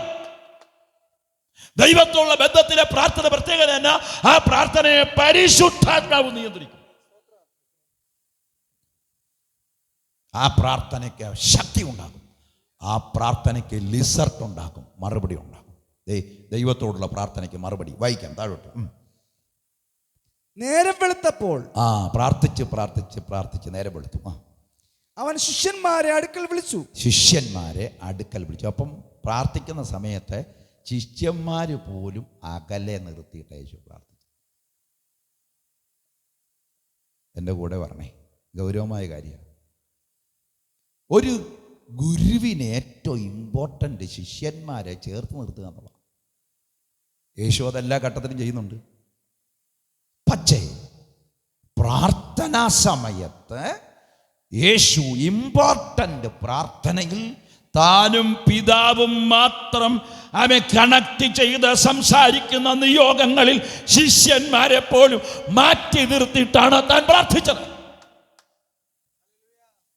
അങ്ങനെയുള്ള പ്രാർത്ഥന പഴയ നിയമം മുതൽ ഇങ്ങോട്ടുണ്ട്. യാക്കോബ് തനിച്ച് ശേഷിച്ചു, ദാനിയേൽ തനിച്ച് ശേഷിച്ചു. അത് ഇനി ചർച്ചിൻ്റെ അകത്ത് വരുമ്പോൾ പഠിപ്പിക്കാം, അത് ഞാൻ വിടുന്നു. യേശു തനിച്ച് പ്രാർത്ഥിച്ചു. പ്രാർത്ഥന കഴിഞ്ഞ് പ്രഭാതമായപ്പോൾ അകലെ നിന്ന ശിഷ്യന്മാരെ അടുക്ക വിളിച്ചു. രാത്രി മുഴുവൻ ദൈവത്തോട് പിതാവിനോടുള്ള നിയോഗം പ്രാപിച്ചത് പ്രഖ്യാപിക്കാൻ തയ്യാറാകുന്നു. വായിച്ചു. അവരിൽ 12 പേരെ തിരഞ്ഞെടുത്തു. അവർക്ക് അപ്പോസ്തലന്മാരെന്ന് പേർ വിളിച്ചു. ശിഷ്യന്മാരെ തിരഞ്ഞെടുത്തു വന്നപ്പോൾ ശിഷ്യന്മാർ 12 പേരല്ല, തിരഞ്ഞെടുക്കപ്പെട്ട നിയോഗം കൈമാറിയവരാണ്, അപ്പോസ്തലികത്വം കൈമാറിയവരാണ് 12 പേര്. അതിലധികം ശിഷ്യന്മാർ യേശുവിനുണ്ട്. ലോകസുവിശേഷമൊക്കെ പഠിക്കുമ്പോൾ ഇങ്ങനെ 70 ശിഷ്യന്മാരുണ്ട്. അതൊക്കെ നിങ്ങൾ വീട്ടിൽ പോയി വായിച്ചാൽ മതി, എല്ലാം വായിപ്പിക്കാൻ സമയമില്ല. ഈ ഇത്രയും ശിഷ്യന്മാരുടെ നിന്ന് രാത്രിയിലെ മുഴുവൻ പ്രാർത്ഥനയിൽ പിതാവിന്റെ ആജ്ഞ തിരിച്ചറിഞ്ഞ് 12 ശിഷ്യന്മാരെ തിരഞ്ഞെടുത്തു. അവർക്ക് അപ്പോസ്തലന്മാരെന്ന് പേർ വിളിച്ചു. സ്തോത്രം. സഭയെക്കുറിച്ചാണ് ഞാൻ പ്രസംഗിച്ചുകൊണ്ടിരിക്കുന്നത്. ചില കഴിയുമ്പോൾ നിങ്ങൾക്ക് മനസ്സിലാവും സഭ എന്താണ്. സഭ IPC അല്ല, ചർച്ച് ഓഫ് ഗോഡ് അല്ല, AG അല്ല, ഷാരോൻ അല്ല, ഇവിടെ തുടങ്ങിയ ഒരു പ്രസ്ഥാനങ്ങളുമല്ല, CSI അല്ല, മർത്തോമയല്ല, യാക്കോബയല്ല, സാൽവേഷൻ ആർമി അല്ല, ഒന്നുമല്ല. ക്രിസ്തുവിൻ്റെ ശിരസ് ആകുന്ന ക്രിസ്തുവും ആമേൻ ശരീരമാകുന്ന പല അവയവങ്ങളാകുന്നവർ ദൈവ വ്യവസ്ഥകൾ പാലിച്ചിട്ട് സന്ധികളാലും ഞരമ്പുകളാലും ഒന്നിക്കുന്നതാണ് ദൈവം ആഗ്രഹിക്കുന്ന സഭ. അതൊക്കെ അടുത്ത ദിവസങ്ങളിൽ ആയുസ്സും ആരോഗ്യം ഉണ്ടെങ്കിൽ ഭർത്താവ് വരാൻ താമസിച്ചാൽ നാളെയൊക്കെ ആയിട്ടത് ലേഖനങ്ങൾ ഇന്ന് തെളിയിച്ചു പറയും. ഇപ്പോൾ അതിൻ്റെ വഴി തുറന്നു വിടുകയാണ് നിങ്ങൾ ഗ്രഹിക്കാൻ. അതുകൊണ്ട് നിങ്ങളെ ആദ്യ പടി ശരിക്കൊന്ന് ഉറപ്പിക്കാൻ ഞാൻ ശാന്തമായി പോകണമെന്ന് പരിശുദ്ധാത്മ നിയോഗത്തിലാണ് ഞാൻ ഇങ്ങനെ പറഞ്ഞു പോകുന്നത്. വായിപ്പിക്കുന്നത്. വായിച്ചു. ശിഷ്യന്മാരെ അടുക്കൽ വിളിച്ച് അവരെ തിരഞ്ഞെടുത്തു. അപ്പോസ്തലന്മാരെന്ന് പേരിട്ടു. അവർ ആരെന്നാൽ പത്രോസെന്ന് അവൻ പേര് വിളിച്ച ശീമോൻ, അവന്റെ സഹോദരനായ അന്ത്രയോസ്, യാക്കോബ്, യോഹന്നാൻ, ഫിലിപ്പോസ്, ബർത്തലോമായി, മത്തായി, തോമസ്, അൽഫായിയുടെ മകനായ യാക്കോബ്, എരിവുകാരനായ ശീമോൻ, യാക്കോബിന്റെ സഹോദരനായ യൂദ, ദ്രോഹിയായി തീർന്ന ഇസ്കറിയോത്താവ് യൂദ. ഒരു അപ്പോസ്തലന്റെ പേര് കേട്ടോ. എന്നിവർ തന്നെ ദ്രോഹിയായി തീർന്ന അപ്പോസ്തലനായ യൂദ. എന്നിവർ തന്നെ. ഈ 12 പേരെ അപ്പോസ്തോലികത്വം ആദ്യത്തെ ഡയറക്റ്റ് കൈമാറും. ഇവരുടെ പ്രവൃത്തി ആരംഭിക്കുമ്പോൾ ഒരുത്തൻ കെട്ടി തൂങ്ങിച്ചാത്ത് ഒറ്റിക്കൊടുത്തു. 1-ാം അധ്യായം അപ്പോസ്തല പ്രവൃത്തി പോകുമ്പോൾ 11 പേരായി ചുരുങ്ങി. ആ 11 പേരുടെ വിടവ് നികത്താൻ അപ്പോസ്തല പ്രവൃത്തി 1-ൽ ചീട്ടിട്ട് മത്യാശിനെ തിരഞ്ഞെടുക്കുന്നു. 11-12 ആളെ തികയ്ക്കുന്നു. ഒരു നാശയോഗ്യനായ യൂദ ഒഴിഞ്ഞുപോയ സ്ഥാനത്തേക്ക് മത്യാശിനെ കൊണ്ടുവരും. 1-ാം അധ്യായത്തിൽ അവരുടെ കൂടി വരവിനെ വിളിച്ചത് സംഘമെന്നാണ്. അതാണ് സംഘം. 1-ാം അധ്യായം വീട്ടിൽ പോയി വായിച്ചാൽ മതി, എല്ലാം വായിപ്പിക്കാൻ സമയമില്ല. സംഘം സഭയല്ല, 1-ാം അധ്യായത്തിൽ സംഘമാണ്. എന്നാൽ 2-ാം അധ്യായത്തിൽ സഭ ആരംഭിക്കുമ്പോൾ അത് സംഘമല്ല. സംഘം ഒരിക്കലും തുടർന്ന് മുൻപോട്ട് സഭയായി നിൽക്കരുത്. ഇന്ന് കാണുന്ന പലതിലും സംഘമാണ്. സംഘമാണെങ്കിൽ കമ്മിറ്റി തീരുമാനിക്കും. സംഘമാണെങ്കിൽ പ്രസിഡന്റ് പറയുന്ന പോലെ പറ്റത്തുള്ളൂ. സെക്രട്ടറിയുടെ തീരുമാനം വേണം. ഉപവാസം നടത്തണമെങ്കിൽ കമ്മിറ്റി തീരുമാനിക്കണം. കൺവെൻഷൻ നടക്കണമെങ്കിൽ കമ്മിറ്റി തീരുമാനിക്കണം. അത് സംഘങ്ങളാണ്, ദൈവാത്മാവ് നിയന്ത്രിക്കുന്നവരല്ല. സ്തോത്രം. സഭയുടെ പ്രത്യേകത തന്നെയാണ്. സ്വർഗം പറയുന്നു, അത് ചെയ്യുന്നു. അല്ല, നിങ്ങൾ അപ്പോസ്തലന്മാരുടെ പ്രവൃത്തി വായിച്ചു നോക്കൂ. അല്ല, ഞാൻ തെളിയിച്ച് കൃപയിൽ ആശ്രയിച്ച് സംസാരിക്കും, കൂടെ ഇരിക്കണം. ഇതൊന്നും ഞാൻ പുറത്തു നിന്നൊന്നും പറയത്തില്ല. ബൈബിളിൽ നിന്ന് വായിച്ച് തെളിയിക്കുന്നു. സ്വതന്ത്രം ബൈബിളിലുണ്ടെങ്കിൽ അത് അംഗീകരിക്കണം. ഞാൻ പറഞ്ഞായിട്ട് നിങ്ങളെ കണക്കൂട്ടരുത്. എന്നിട്ട് ഇത്ര തെളിയിച്ച് പറഞ്ഞിട്ട് നിങ്ങൾ ഇതിനെ എതിർക്കുന്ന, നിങ്ങൾ എന്നെ അല്ലേ എതിർക്കുന്നത്, നിങ്ങൾ സാക്ഷാൽ ദൈവത്തെ എതിർക്കുകയാണ്. സ്തോത്രം. അത് എനിക്കല്ല അതിൻ്റെ മറുപടി പറയാനുള്ളത്, സ്വർഗത്തിലെ ദൈവം അതിന് മറുപടി പറയും. അതുകൊണ്ട് നിങ്ങൾ വചനത്തോട് വിഘടിക്കരുത്. സത്യവചനം അറിയണം. നിങ്ങൾ സത്യത്താൽ സ്വതന്ത്രരാകണം. ചേർ ദൈവത്തെ സ്തുതിച്ചാട്ടെ. നമ്മൾ ഇന്നീ കാണുന്ന മാനുഷിക നിയമത്തിൽ പോകുന്നതല്ല സഭ. സഭയ്ക്ക് വ്യക്തമായൊരു എങ്ങനെ സഞ്ചരിക്കണമെന്ന് ബൈബിൾ കൃത്യമായി റൂട്ട് കാണിക്കുന്നു. അതിലേക്കും വരുന്നു. ഇനി തിരിച്ച് ഞാൻ വരികയാണ്. അപ്പോസ്തല പ്രവൃത്തി 1-ലേക്ക് പിന്നെയും വരുന്നു. വായിക്കാം. 1:1 അടുക്കിന് പറഞ്ഞു പോകാം. തെയോഫിലോസേ, ഞാൻ എഴുതിയ 1-ാമത്തെ ചരിത്രം. ലൂക്കോസ് ആകുന്ന ഞാൻ എഴുതിയ 1-ാമത്തെ ചരിത്രം. യേശു തിരഞ്ഞെടുത്ത അപ്പോസ്തലന്മാർക്ക്. അതാണ് നമ്മളിപ്പോൾ പഠിച്ചു വന്നത്. യേശു തിരഞ്ഞെടുത്ത അപ്പോസ്തലന്മാർക്ക് പരിശുദ്ധ ആത്മാവിനാൽ. എങ്ങനെയാ? പരിശുദ്ധ ആത്മാവിനല്ല, പരിശുദ്ധാത്മാവിനാൽ. അങ്ങനെയല്ലേ? അങ്ങനെ പറയാവുള്ളൂ. പരിശുദ്ധ ആത്മാവെന്ന് പറയുമ്പോൾ 2 പരിശുദ്ധാത്മാവിനാൽ, അങ്ങനെ പറയണം. പരിശുദ്ധാത്മാവിനാൽ കൽപ്പന കൊടുത്തിട്ട്. അപ്പം തിരഞ്ഞെടുക്കപ്പെട്ട 12 പേർക്ക് സഭഭൂമിയിൽ സ്ഥാപിക്കുന്ന 2-ാം അധ്യായത്തിന് മുമ്പ് നടന്ന 1-ാമത്തെ യേശുവായിട്ടുള്ള കൂട്ടായ്മയിൽ പരിശുദ്ധാത്മാവിൽ തിരഞ്ഞെടുക്കപ്പെട്ടവർക്ക് കൈമാറിയത് ദൈവത്തിൻ്റെ കൽപ്പനയുടെ കൈമാറ്റത്തിൽ കൂടെ ദൈവം എക്കാലത്തും ജനത്തെ നിർത്തിയിട്ടു. ഉൽപ്പത്തി പുസ്തകത്തിലേക്ക് ഇവിടുന്ന് പോകുന്നു. അത് പ്രസംഗിക്കപ്പെടേണ്ടതാണ്. 2-ാം അധ്യായം 7-ാം വാക്യം മുതൽ. 2-ാം അധ്യായം 7-ാം വാക്യം മുതൽ. ഉൽപ്പത്തി പുസ്തകം 2-ാം അധ്യായം 7-ാം വാക്യം മുതൽ. യഹോവയായ ദൈവം നിലത്തെ പൊടി കൊണ്ട് മനുഷ്യനെ നിർമ്മിച്ചിട്ട്. യഹോവയായ ദൈവം നിലത്തെ പൊടി കൊണ്ട് മനുഷ്യനെ നിർമ്മിച്ചിട്ട് അവന്റെ മൂക്കിൽ ജീവശ്വാസമൂതി മനുഷ്യൻ ജീവനുള്ള ദേഹിയായി തീർന്നു. അനന്തരം യഹോവയായ ദൈവം കിഴക്ക് ഏദനിൽ ഒരു തോട്ടമുണ്ടാക്കി താൻ സൃഷ്ടിച്ച മനുഷ്യനെ അവിടെയാക്കി.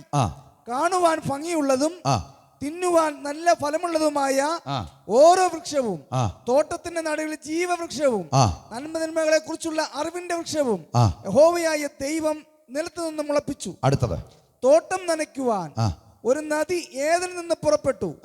അത് അവിടെ നിന്ന് 4 ശാഖയായി പിരിഞ്ഞു. 1-ാമത്തേതിന് പീശോൻ എന്ന പേര്. അത് ഹവീല ദേശമൊക്കെയും ചുറ്റുന്നു. അവിടെ പൊന്നുണ്ട്. ആ ദേശത്തിലെ പൊന്ന് മേത്തരമാകുന്നു. അവിടെ ഗുൽഗുലുവും ഗോമേതകവും ഉണ്ട്. 2-ാം നദിക്ക് ഗീഗോൻ എന്ന പേര്. അത് കൂസ് ദേശമൊക്കെയും ചുറ്റുന്നു. 3-ാം നദിക്ക് ഹിദ്ദേക്കൽ എന്ന പേര്. അത് അശൂരിന് കിഴക്കോട്ട് ഒഴുകുന്നു. 4-ാം നദി ഫ്രാത്താകുന്നു. യഹോവയായ ദൈവം മനുഷ്യനെ കൂട്ടിക്കൊണ്ട് പോയി ഏതേൻ തോട്ടത്തിൽ വേല ചെയ്യുവാനും അതിനെ കാക്കുവാനും അവിടെയാക്കി. യഹോവയായ ദൈവം മനുഷ്യനോട് കൽപ്പിച്ചത് യഹോവയായ ദൈവം മനുഷ്യനോട് കൽപ്പിച്ചതെന്തെന്നാൽ, ഒരൊറ്റ വ്യക്തി ഭൂമിയിൽ ഉണ്ടായപ്പോഴും അവനോട് പറയാനും ദൈവത്തിനുള്ളത് ദൈവത്തിന്റെ കൽപ്പനയാണ്. കുറെ പ്രസംഗങ്ങളുടെ ചാക്കരിച്ചു വിടുകയല്ല ദൈവം ചെയ്യുന്നത്.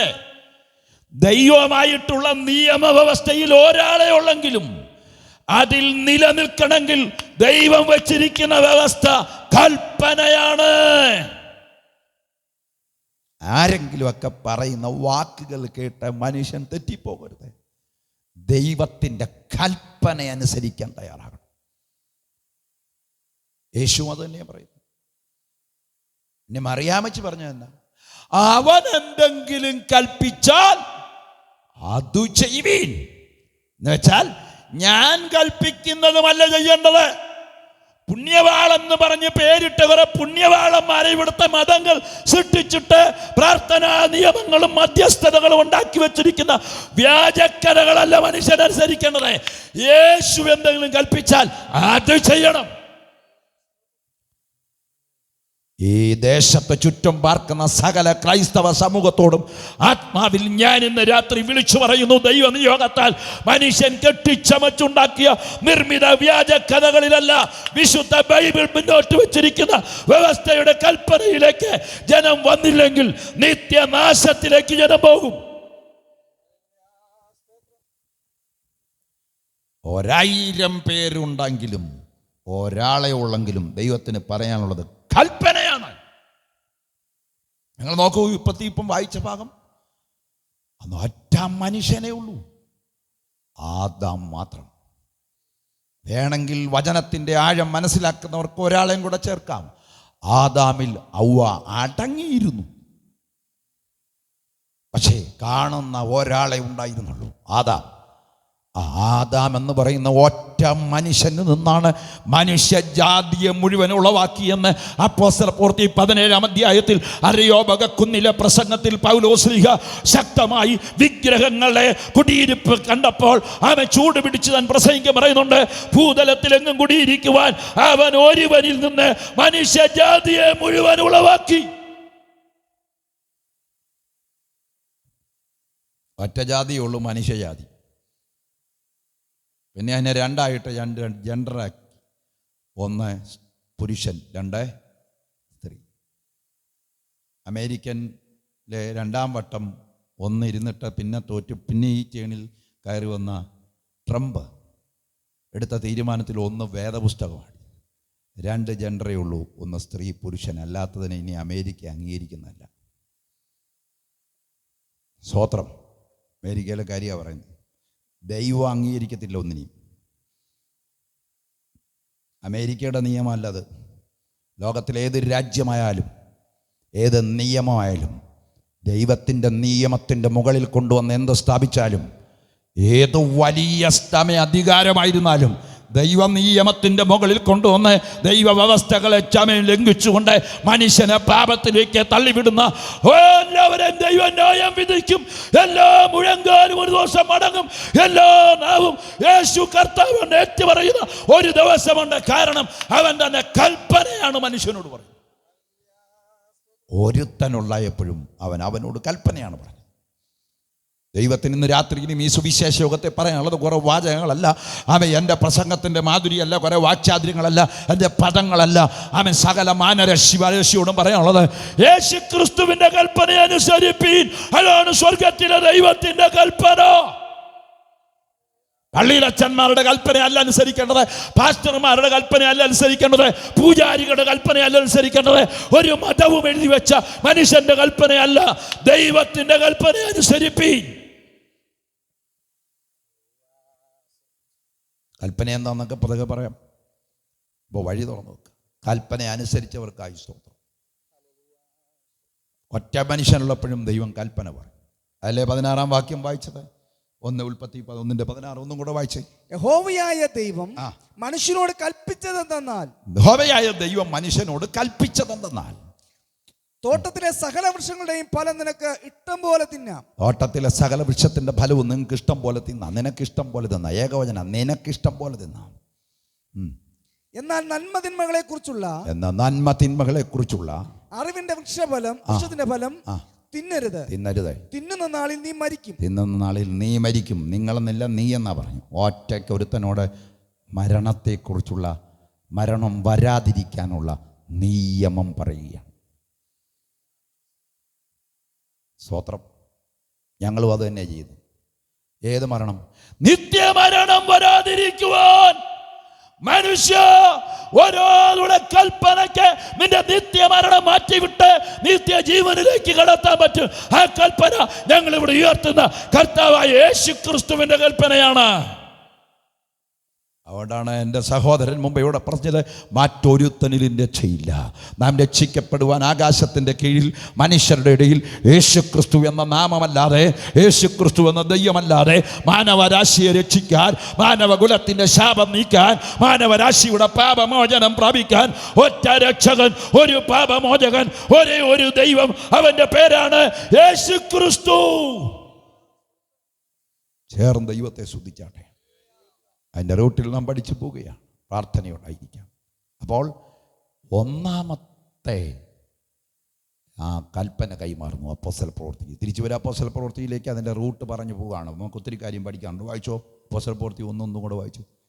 തെയോഫിലോസേ, ഞാൻ എഴുതിയ ഒന്നാമത്തെ ചരിത്രം യേശു തിരഞ്ഞെടുത്ത അപ്പോസ്തലന്മാർക്ക് പരിശുദ്ധാത്മാവിനാൽ കൽപ്പന കൊടുത്തിട്ട് ആരോഹണം ചെയ്ത നാൾ വരെ അവൻ ചെയ്തും ഉപദേശിച്ചും തുടങ്ങിയ സകലത്തെയും കുറിച്ച് അപ്പം ആയിരുന്നുവല്ലോ. ഒന്നാം അധ്യായത്തിൽ ഒരു തുടക്കത്തെ കുറിച്ച് പറഞ്ഞിട്ടുണ്ട്. രണ്ടാം അധ്യായത്തിൽ തുടങ്ങിയെന്നും പറഞ്ഞിട്ടുണ്ട്. ഇതൊക്കെ അരിച്ച് പഠിക്കേണ്ടത്, പ്രാർത്ഥിച്ച് ധ്യാനിച്ച് പഠിക്കേണ്ടത്. ദൈവത്തോട് ചോദിച്ചാലേ, ഇപ്പോഴത്തെ ആളുകളൊക്കെ ചോദിച്ചാൽ ഒത്തിരി പൊട്ടത്തരങ്ങൾ കേൾക്കേണ്ടി വരും. പ്രാർത്ഥന നമ്മൾ ദൈവത്തോട് ചോദിക്കണം. രണ്ട് തുടക്കം. ഒന്നാം അധ്യായത്തിൽ തുടങ്ങിയിരിക്കുന്നു എന്ന് പറയുന്നു, രണ്ടാം അധ്യായത്തിൽ തുടങ്ങിയെന്ന് പറയും.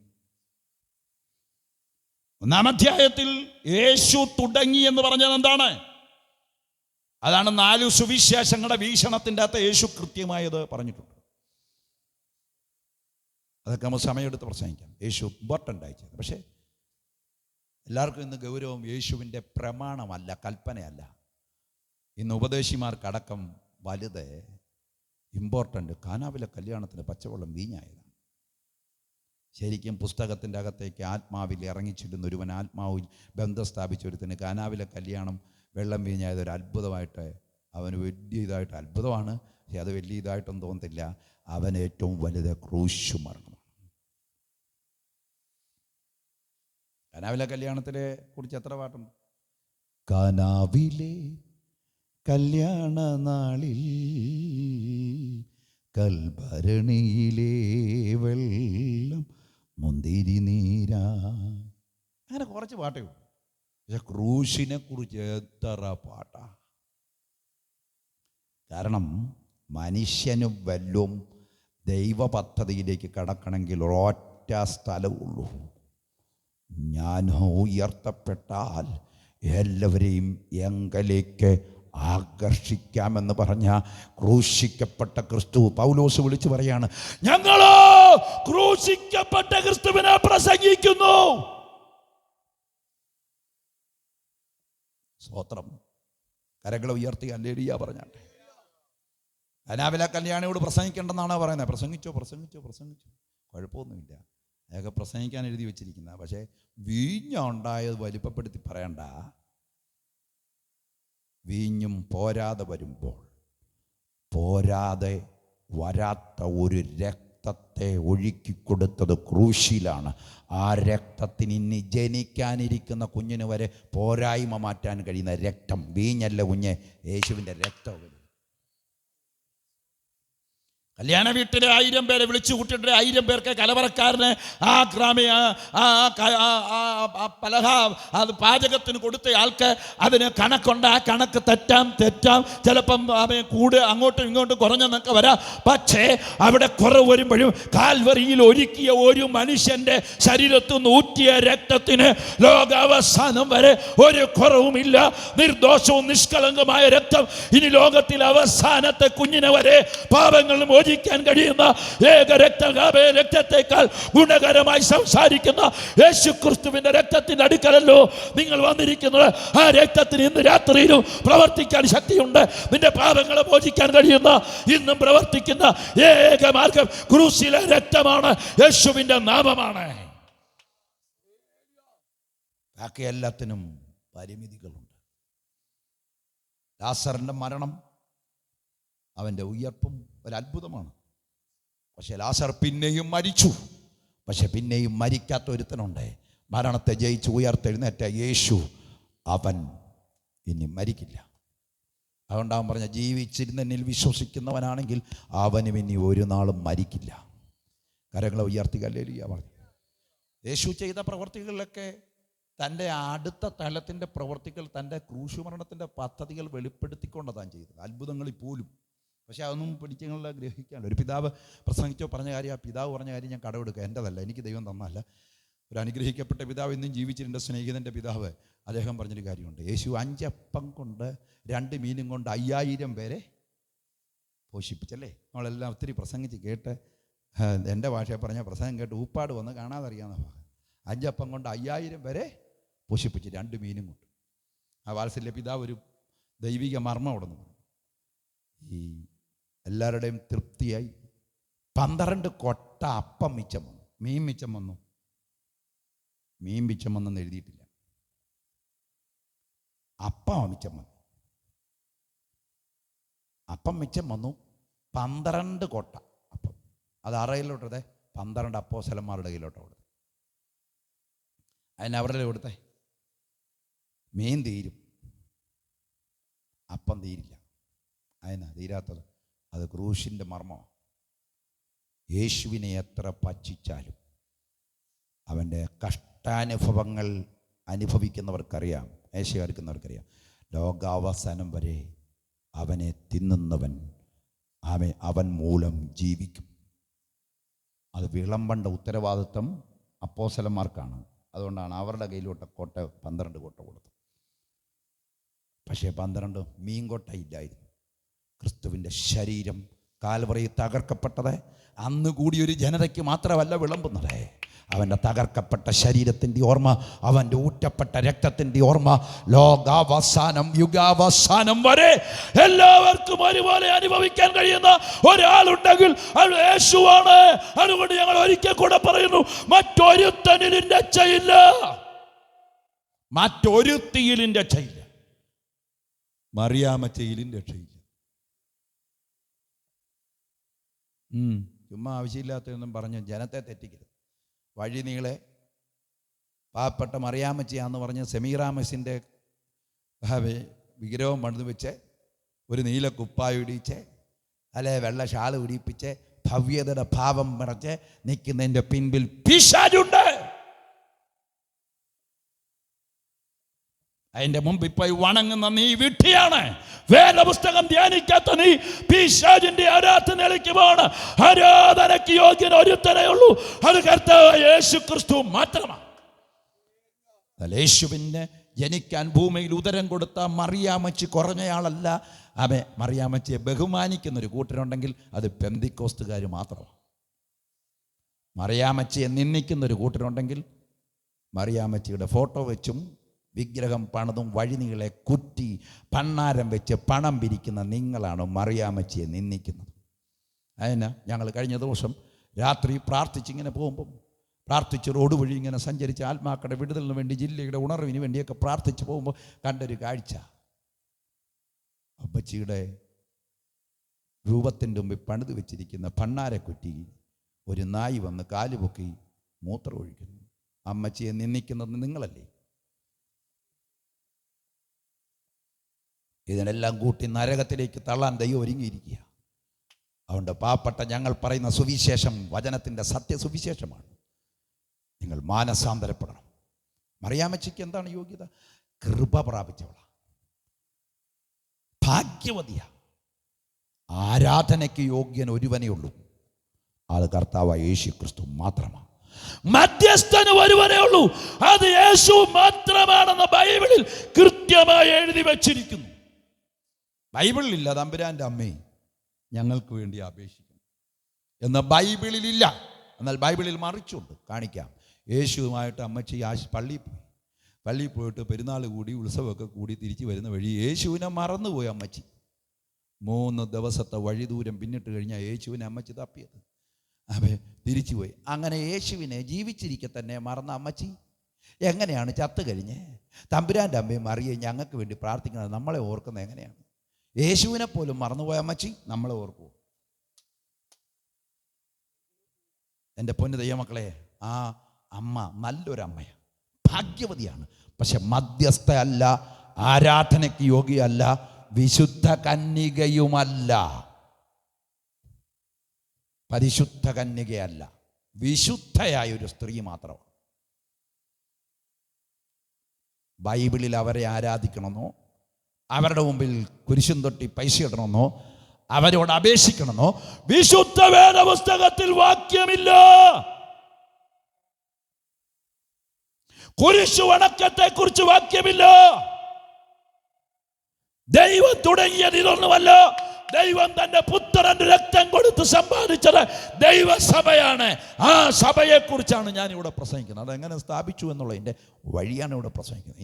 ഇന്ന് രാത്രി തല വെട്ടിയിട്ടാലും ഇത് മാറ്റമില്ലാത്ത വചനം. സ്തോത്രം. ഇതിങ്ങനെ പ്രസംഗിച്ചില്ലേ പിന്നെ എങ്ങനെ അറിയും?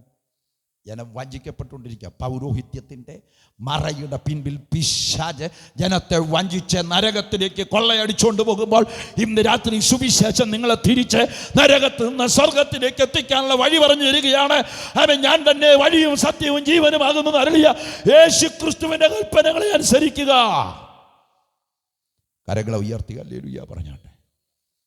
സമയത്തിൻ്റെ പരിമിതി കൊണ്ട് ഞാൻ ചില കാര്യം കൂടെ പറഞ്ഞ് അവസാനിപ്പിക്കാം. തിരിച്ചു വരും. ഇതൊരു തുടക്കമാണ്. ഇന്നൊരു വഴിയിടുന്നെന്ന് മാത്രമേ ഉള്ളൂ. സത്യവചനം പറയുക, മായമില്ല, ഉള്ളതുള്ളതുപോലെ പറയുക. നമ്മെ ഇന്ന് രാത്രി മുഴുവൻ ജീവനോടെ ശേഷിക്കുമെന്നും അറിയത്തില്ല. എന്നാലും കിട്ടുന്ന സമയം സത്യവചനം യഥാർത്ഥമായി പറയുക. സ്തോത്രം. അപ്പോൾ പെന്തിക്കോസുകാർക്കൊക്കെ ഒരു സന്തോഷമായി. ആമേൻ. നമ്മുടെ ചർച്ചിൻ്റെ അകത്ത് വിഗ്രഹമില്ല, നമ്മൾ മറിയാമേ ആരാധിക്കത്തില്ല, അതൊക്കെ ശരിയാണെങ്കിലും അതിലും വലിയ ഏടാകൂടെ ഇപ്പം നമ്മുടെ നടുവ് വന്നിരിക്കുക. എല്ലാവരും അവരവർക്ക് ബോധിച്ച പോലെ പാസ്റ്റർമാർക്ക് ബോധിച്ച പോലെ ഞായറാഴ്ച ഒരു ചടങ്ങിന് വന്ന് ആരാധന കൂടുന്നു, അവന് സ്തോത്ര കാഴ്ച, അതൊക്കെ പ്രധാന വിഷയം. വചനത്തിൻ്റെ വിശുദ്ധിയും വേർപാടും ഒന്നും പെന്തിക്കോസുകാർക്ക് ഇപ്പോൾ വിഷയമല്ല. നീയും മാനസാന്തരപ്പെടാനാണ് യോഗം വെച്ചിരിക്കുന്നത്. ആരെ ഒഴിവാക്കിവിടാൻ ദൈവം പറഞ്ഞിട്ടില്ല. ഈ പറഞ്ഞു വരുമ്പോൾ സഭ എന്താണെന്ന് അടുത്ത ദിവസങ്ങളിൽ പറയും. ഈ സഭ ഇങ്ങനെയാണെങ്കിൽ പരിശുദ്ധാത്മാവിലുള്ള കൽപ്പന ഏറ്റെടുക്കണം. കൽപ്പന ജഡത്തിലല്ല ഏറ്റെടുക്കേണ്ടത്, പരിശുദ്ധാത്മാവിലാണ്. അതിനെക്കുറിച്ചൊക്കെ കാര്യമായി അടുത്ത ദിവസം ചിന്തിക്കാൻ ഇപ്പോൾ പറഞ്ഞു വിടുന്നു മാത്രമേ ഉള്ളൂ. ആമേൻ. പരിശുദ്ധാത്മാവിൽ കൽപ്പന കൈമാറുന്നു. എന്താണ് ആ കൽപ്പന? താഴോട്ട് വായിക്കുന്നു. അപ്പോസ്തല പ്രവൃത്തി. അവൻ കഷ്ടം അനുഭവിച്ച ശേഷം 40 നാളോളം അവർക്ക് പ്രത്യക്ഷനായി ദൈവരാജ്യം സംബന്ധിച്ച കാര്യങ്ങൾ പറഞ്ഞുകൊണ്ട് താൻ ജീവിച്ചിരിക്കുന്നു എന്ന് അനേകം ദൃഷ്ടാന്തങ്ങളാൽ അവർക്ക് യേശു ജീവിച്ചിരിക്കുന്നു എന്ന് അനേക ദൃഷ്ടാന്തങ്ങളാൽ തന്നെ അനുഗമിച്ചവർക്കും അല്ലാത്തവർക്കും തെളിയിച്ചു കൊടുത്തു.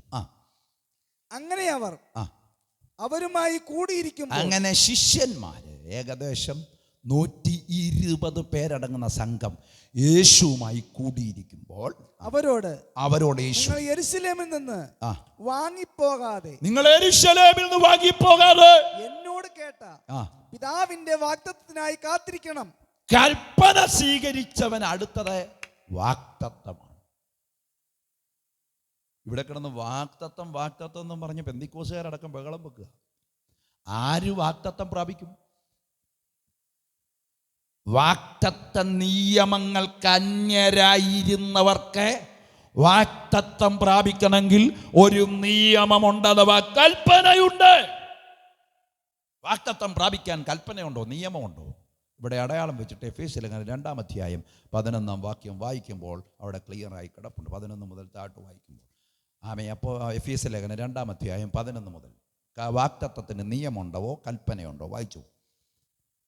ആകയാൽ നിങ്ങൾ മുമ്പേ പ്രകൃതിയാൽ ജാതികളായിരുന്നു. യേശുക്രിസ്തുവിനെ രക്ഷിതാവും നാഥനുമായി സ്വീകരിക്കുന്നതിന് മുമ്പേ നിങ്ങൾ പ്രകൃതിയാൽ ജാതികളായിരുന്നു. ജഡത്തിൽ കയ്യാലുള്ള പരിച്ഛേദനയേറ്റ, അഥവാ നിങ്ങൾ യഹൂദനുമായിട്ട് മിങ്കിൾ ചെയ്ത് അവിടുത്തെ അംഗങ്ങളാകണമെങ്കിൽ ജഡത്തിന്റെ കയ്യാലുള്ള യഹൂദന്റെ ന്യായപ്രമാണത്തിലെ പരിച്ഛേദന ഏറ്റവരായിരുന്നു നിങ്ങൾ. അങ്ങനെ പറ്റത്തുള്ളൂ. അങ്ങനെ പരിച്ഛേദനയേറ്റ് ജഡത്തിൽ കയ്യാലുള്ള പരിച്ഛേദനയേറ്റ പരിച്ഛേദനക്കാരെന്ന പേരുള്ളവരായിട്ടും നിങ്ങളെ അഗ്രചർമ്മി എന്ന് വിളിച്ചു. പരിച്ഛേദന ഏറ്റിട്ടും വിളിച്ചത് എങ്ങനെയാ? അഗ്രചർമ്മ. ഇന്നും എങ്ങനെയൊക്കെ തന്നെയല്ലേ? രക്ഷിക്കപ്പെട്ട് പെന്തിക്കോസിൽ ഒരു അംശികൾ അപ്പത്തിൻ്റെ അംശം പാനപാത്രത്തിൽ കുടിക്കുമ്പോഴും ജാതി പറയുന്നത്. അതാ ഇവിടുത്തെ പറഞ്ഞത്. അങ്ങനെയുള്ള പിശാചുക്കളുണ്ട് പെന്തിക്കോസിൻ്റെ അകത്ത്. വായിച്ചു വിടുക. അക്കാലത്ത് നിങ്ങൾ ക്രിസ്തുവിനെ കൂടാതെ ഉള്ളവരും. അക്കാലത്ത് ഏത്?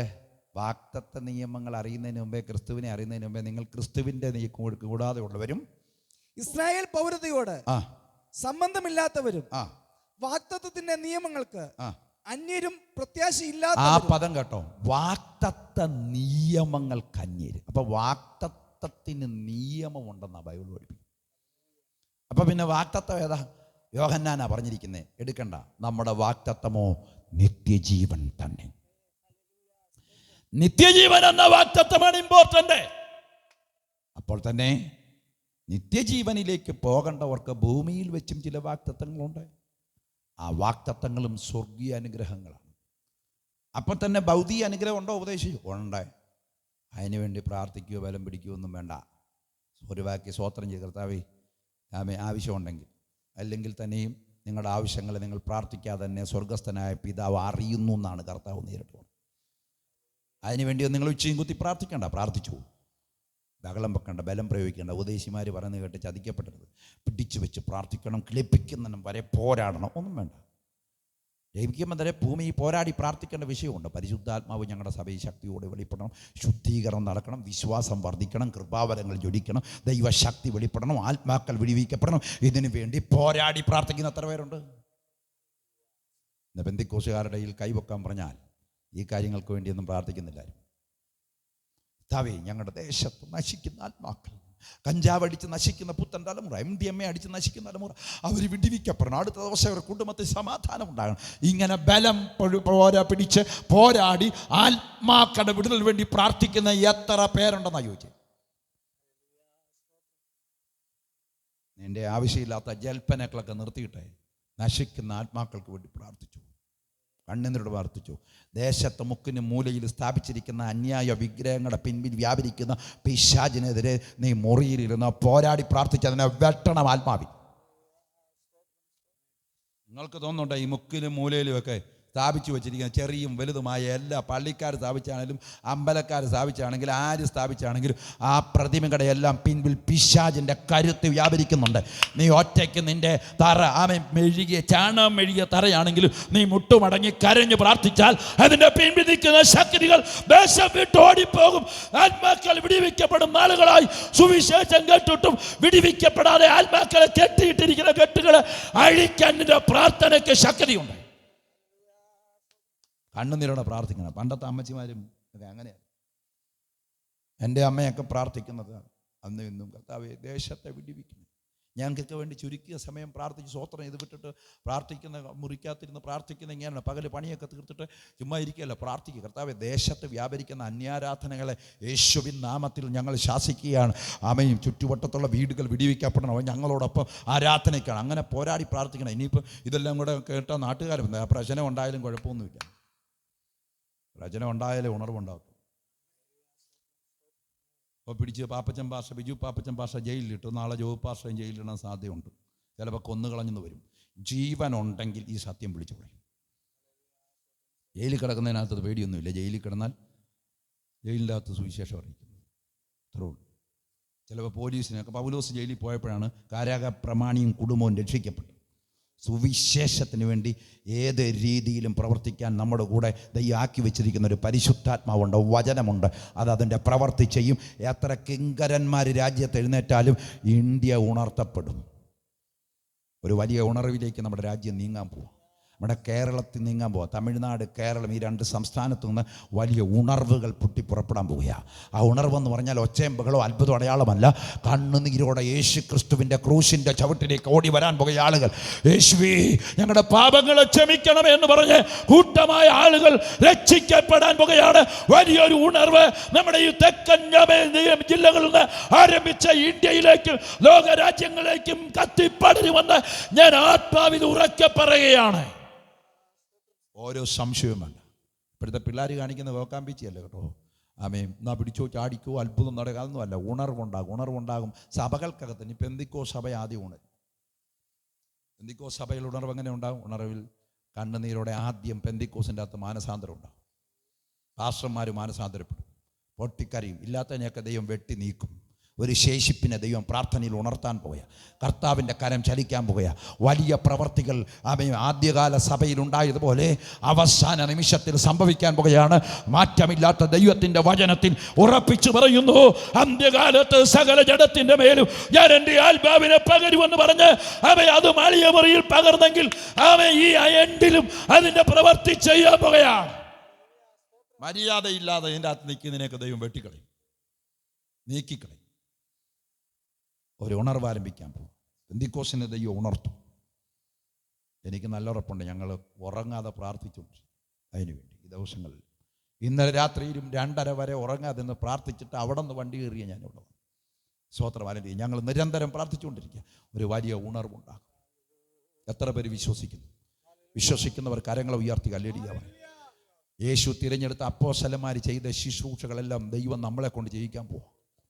ഇതുപോലുള്ള സ്റ്റേജുകളല്ല അത്ഭുതം നടക്കുന്നത്. നീ മീൻ മേടിക്കാൻ മാർക്കറ്റ് ചെല്ലുമ്പോൾ ഭൂതങ്ങൾ ഇളകാൻ പോവുക, രോഗികൾ സൗഖ്യമാകാൻ പോവുക. അവിടെ പൈസയൊന്നും കിട്ടത്തില്ല, പക്ഷെ ദൈവം തൻ്റെ സഭയെ അത്ഭുതകരമായി ഉപയോഗിക്കാൻ പോകുക. ആമേൻ. ഡെക്കറേഷൻ ചെയ്ത സ്റ്റേജുകളിലല്ല ഇനി അപ്പോസ്തോലിക ശുശ്രൂഷ നടക്കാൻ പോകുന്നത്. നീ കല്യാണ വീട്ടിൽ ചെല്ലുമ്പോൾ അവിടെ രോഗികൾ സൗഖ്യമാകും. പിശാചിന് നിന്റെ മുമ്പിൽ നിൽക്കാൻ കഴിയില്ല. അന്ധകാര ശക്തികൾ ദേശത്തെ കെട്ടഴിഞ്ഞ് മാറാൻ പോകുകയാണ്. വലിയൊരു ദൈവപ്രവൃത്തിയിലേക്ക്, ഉണർവിലേക്ക് യേശുവിൻ്റെ നാമത്തിൽ രാജ്യം നീങ്ങാൻ പോകുകയാണ്.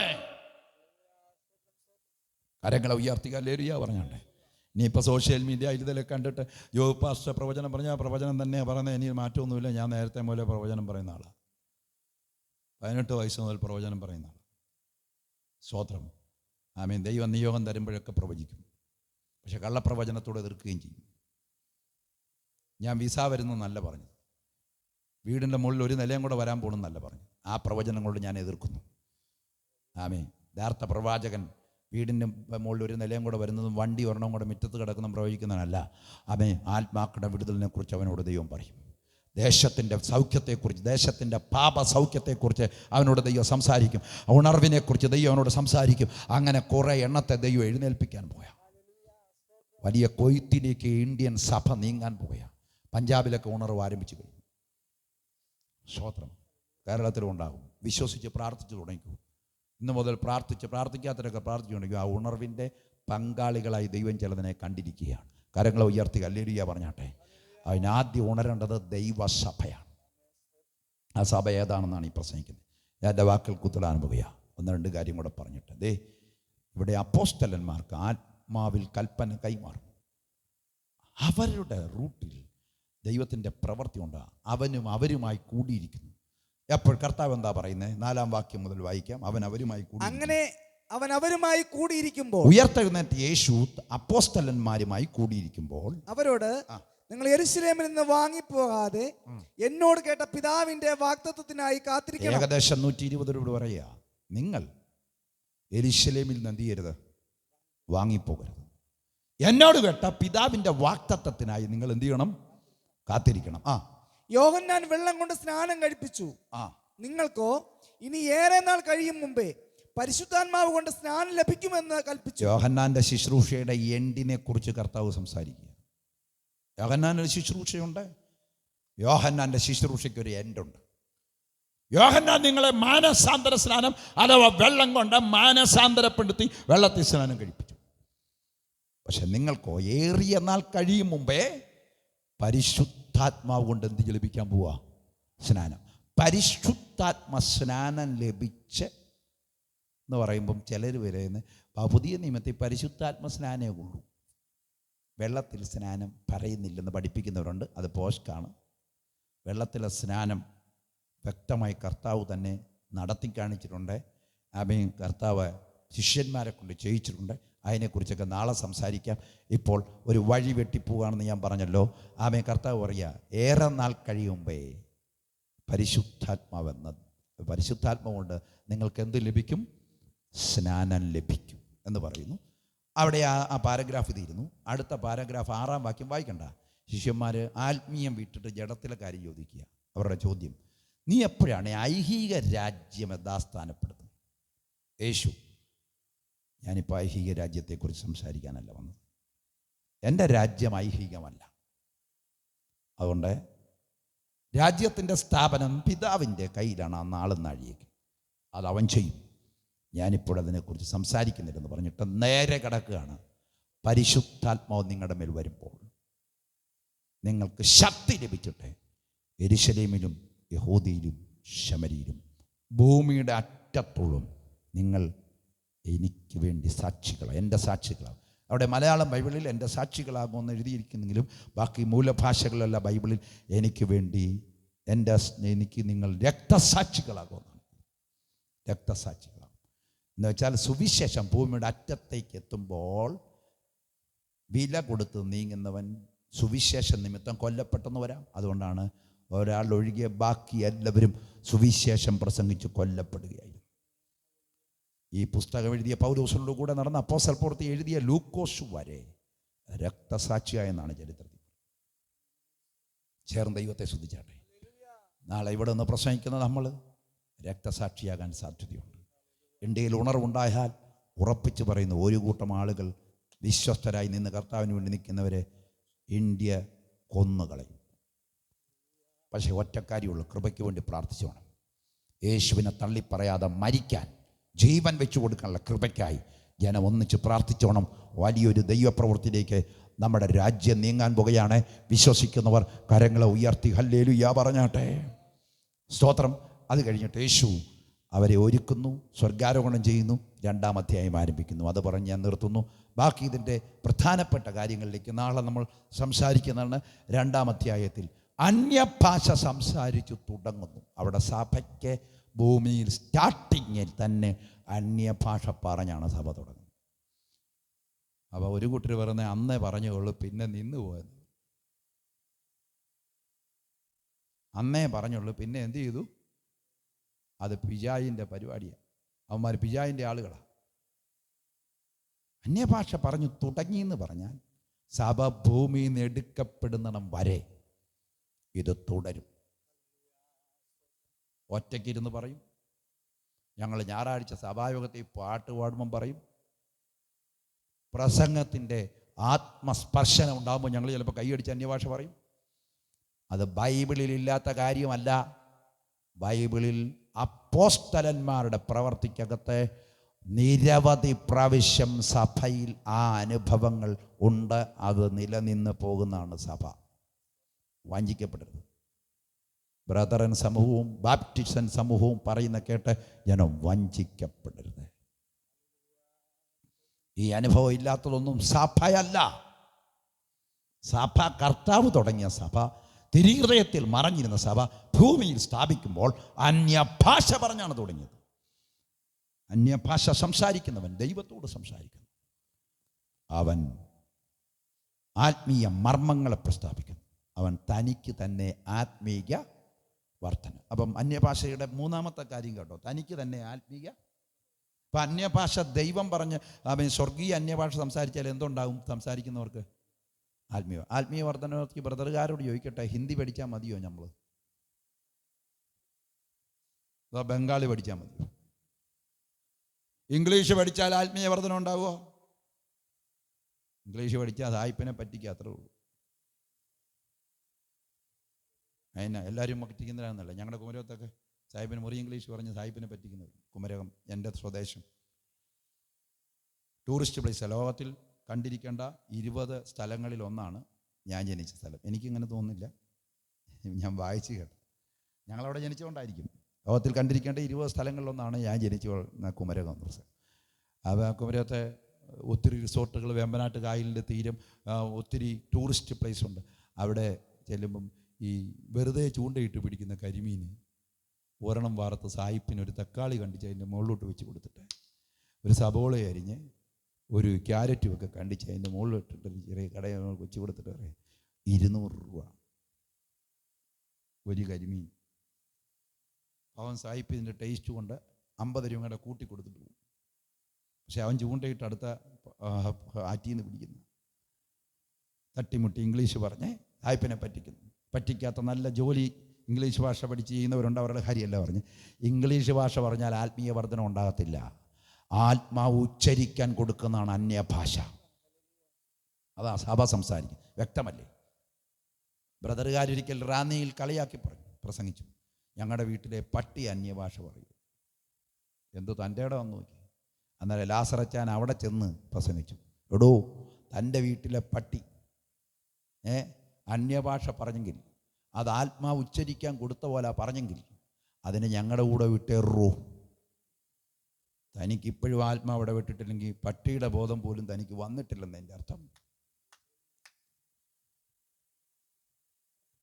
ഇപ്പോഴും പള്ളിക്കാർ അന്യഭാഷയെ കളിയാക്കുന്ന അച്ഛന്മാർ, നീ ബൈബിൾ അറിയണം. അന്യഭാഷ മനുഷ്യൻ ഉണ്ടാക്കിയതല്ല, ആത്മാവ് അവർക്ക് ഉച്ചരിക്കാൻ കൊടുത്തതുപോലെ അവർ അന്യഭാഷകൾ സംസാരിച്ചു. ഒറിജിനൽ ദൈവസഭ അന്യഭാഷ സംസാരിക്കും. ഒറിജിനൽ ദൈവമക്കൾ അന്യഭാഷ സംസാരിക്കും. ഒറിജിനൽ അല്ലാത്ത ദൈവമക്കൾ ഞങ്ങളുടെ കൂടെയുണ്ട്.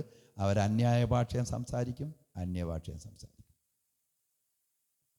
ഇതിനൊക്കെ പുച്ഛിക്കാൻ കാരണം എന്നാണെന്നറിയോ? ഇതിൻ്റെ അകത്ത് അന്യഭാഷ സംസാരിക്കുന്ന പലതും പുറത്തിറങ്ങി ചീത്തയും കൂടെ പറയുന്ന രീതിയിലേക്ക് തരം താഴ്ന്നത് കൊണ്ടാണ് ഇതൊക്കെ പുച്ഛിക്കപ്പെടുന്നത്. അതുകൊണ്ട് നീ മാനസാന്തരപ്പെട്ടില്ലെങ്കിൽ നിൻ്റെ നാക്കിന് ദൈവം കത്തിവെക്കും കേട്ടോ.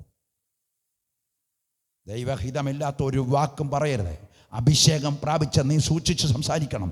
നിനക്കിനി കർത്താവിനെ പിരിഞ്ഞൊന്നും ചെയ്യാൻ പറ്റത്തില്ല. നിന്റെ നടപ്പ് ആത്മാവിലായിരിക്കണം.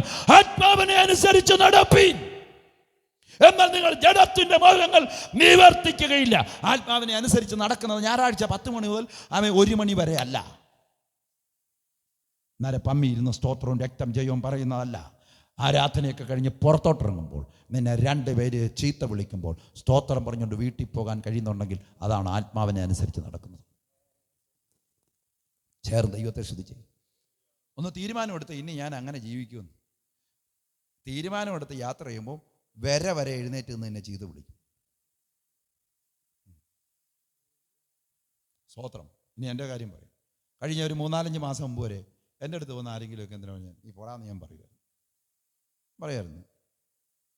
ഞങ്ങൾ പരസ്യം നടത്തുന്നിടത്ത് ആരെങ്കിലും ഒന്ന് വില്ല് ചെയ്യുന്ന ഞാനും ഒന്ന് എൻജോയിരിക്കുമായിരുന്നു. അങ്ങോട്ട് മാറിയിരിക്കാൻ പറയും. ഇപ്പം ഞാൻ പറയില്ല. കാരണം കഴിഞ്ഞ ദിവസത്തെ പ്രാർത്ഥന ദൈവം എന്നോട് പറഞ്ഞു, നീ മാനസാന്തരപ്പെട്ടോളാൻ പറഞ്ഞു. അതിനെ ഉപദേശിമാർ മാനസാന്തരപ്പെടണം. എല്ലാവരും മാനസാന്തരപ്പെടണം. പത്രോസ് മാനസാന്തരപ്പെട്ടില്ലേ? ഈ 2-ാം അധ്യായത്തിൽ ഒറ്റ പ്രസംഗത്തിൽ 3000 പേരെ മാനസാന്തരപ്പെടുത്തിയ പുള്ളി മാനസാന്തരപ്പെട്ടത് 10-ാം അധ്യായത്തിലാണ്. മാനസാന്തരം ഒന്നും ഒരിക്കൽ മാത്രം നടക്കുന്നതല്ല, മാനസാന്തരപ്പെട്ടുകൊണ്ടേയിരിക്കണം. തേജസ്കരണം നടക്കുന്നിടം വരെ, മൂക്കിലെ ശ്വാസം പോകുന്നിടം വരെ എല്ലാവരും മാനസാന്തരപ്പെട്ടുകൊണ്ടേയിരിക്കണം. ഞാൻ ശരിക്കും മാനസാന്തരപ്പെട്ട് തീരുമാനമെടുത്ത് പുറത്തിറങ്ങിയപ്പോഴോ ഇങ്ങനെ ഞാഞ്ഞൂര് പോലിരിക്കുന്ന പാസ്റ്റർമാർ വരെ വന്ന് ശരിയാക്കി കളയും തന്നെ. ദൈവം ടെസ്റ്റ് അടിച്ചതാണ്. അപ്പോഴെൻ്റെ മനസ്സിൽ ഓടി വന്നു, രോമം കത്തിരിക്കുന്നവരുടെ മുമ്പാകെ മിണ്ടാകുന്ന ഒരാടിനെ പോലെ മിണ്ടാകുന്ന യേശുവിൻ്റെ ഭാവം. ഞാൻ മിണ്ടാവുന്നു. എൻ്റെ ഈ വിരലിൻ്റെ വലിപ്പമുള്ളൊരു ഞാഞ്ഞൂല് പാസ്റ്റർ എൻ്റെ മുമ്പ് പറയാം, ചെവിക്കല്ലടിച്ച് പൊട്ടിക്കും. ഞാൻ പതുക്കെ ചോദിച്ചു, ആരുടെയെങ്കിലും ചെവിക്കല്ലടിച്ച് നിങ്ങൾ പൊട്ടിച്ചിട്ടുണ്ടോ ഇത്ര നാൾ? ഇല്ല, ഞാനത് ചെയ്തിട്ടുണ്ട്. അത് കഴിഞ്ഞാണ് ഞാൻ ഇതിൻ്റെ അകത്ത് വന്നത്. ഇപ്പം ഞാൻ മിണ്ടാ നിൽക്കുന്നത് എൻ്റെ ദേഹിയിൽ ക്രൂശു മരണം നടന്നതുകൊണ്ടാണ്. നാട്ടുകാരെല്ലാം കേട്ടോണം. നിങ്ങൾ ഞങ്ങളെ വരട്ടുമ്പം എടുത്തോണ്ട് മൈക്ക് എടുത്തോണ്ട് പോടാന്നൊക്കെ പറയുമ്പോൾ ഞങ്ങൾ സംഘം കൂടി തിരിച്ചടിക്കാത്തത് ഞങ്ങളുടെ ദേഹിയിൽ ക്രൂശു മരണം നടന്നതുകൊണ്ടാണ്. ക്രിസ്തുവിൻ്റെ ഭാവം ഞങ്ങളിലുള്ളതുകൊണ്ടാ. അല്ലെങ്കിൽ ഞങ്ങളും ഒരു യൂണിയനൊക്കെ ഉണ്ടാക്കി ഇറങ്ങും. ഞങ്ങളുടെ കൂട്ടത്തിൽ വെളിവില്ലാത്തൊക്കെ യൂണിയൻ ഉണ്ടാക്കി സെക്രട്ടേറിയറ്റ് പിക്കറ്റിങ്ങും പ്രസംഗവും തല്ലുന്നേ കൊല്ലുന്നേ പാസ്റ്റർമാരെ കൊല്ലുന്നേക്കെ പറഞ്ഞ ബോധമില്ലാത്തവന്മാർ ഇറങ്ങിയിട്ടുണ്ട്. അവരുടെ കാര്യമല്ല പറഞ്ഞ് തിരുസഭയുടെ ഭാഗത്തിൻ്റെ കാര്യമാണ്. ചുമ്മാ സമരം ചെയ്യാൻ വേണ്ടി കുറേ എണ്ണം സെക്രട്ടേറിയറ്റിൽ പോയി ഞങ്ങളെ അങ്ങ് മണിപ്പൂര് ഹിന്ദിക്കാരെ തല്ലിയനി ഇവിടെ കിടന്നുകൊണ്ട് കേരളത്തിൻ്റെ സെക്രട്ടേറിയറ്റിന് മുമ്പിൽ നീതി പാലിക്കണം എന്ന് പറഞ്ഞു. മാർക്ക് ഹിന്ദി പോലും അറിയത്തില്ലാത്തവന്മാർ അവിടെ ചെല്ലും. അല്ലേ നരേന്ദ്രമോദിയുടെ വീട്ടുണ്ടിയല്ലേ കേരളത്തിൽ കിടന്ന് പ്രസംഗവും വെല്ലുവിളി. ഇതൊക്കെ ദൈവാത്മാവില്ലാത്ത കൂട്ടമാണ്. സ്വത്രം. പിന്നെ BJP-കാരുടെ പൈസ മേടിക്കാൻ തിരുവനന്തപുരത്ത് കുറേ എണ്ണം. ഇവനെയെല്ലാം ദൈവം കൈകാര്യം ചെയ്യും. ഒരു രാഷ്ട്രീയ പാർട്ടിയുടെയും പൈസ മേടിക്കാൻ പോകരുത്. അങ്ങനെ പോകുന്നവനൊക്കെ കള്ളന്മാരാണ്. നമ്മൾ ഒരു രാഷ്ട്രീയ പാർട്ടിയുടെയും ബലത്തിലല്ല ഇവിടെ നിൽക്കുന്നത്. സഭയുടെ ബലം ക്രിസ്തുവാണ്. ഞാൻ എൻ്റെ സഭയെ പണിയും, പാതാള ഗോപുരങ്ങൾ അതിനെ ജയിക്കില്ല എന്ന് പറഞ്ഞ യേശുവിൻ്റെ ദൈവത്തിൻ്റെ വചനം മാറ്റമില്ലാത്തതാണ്.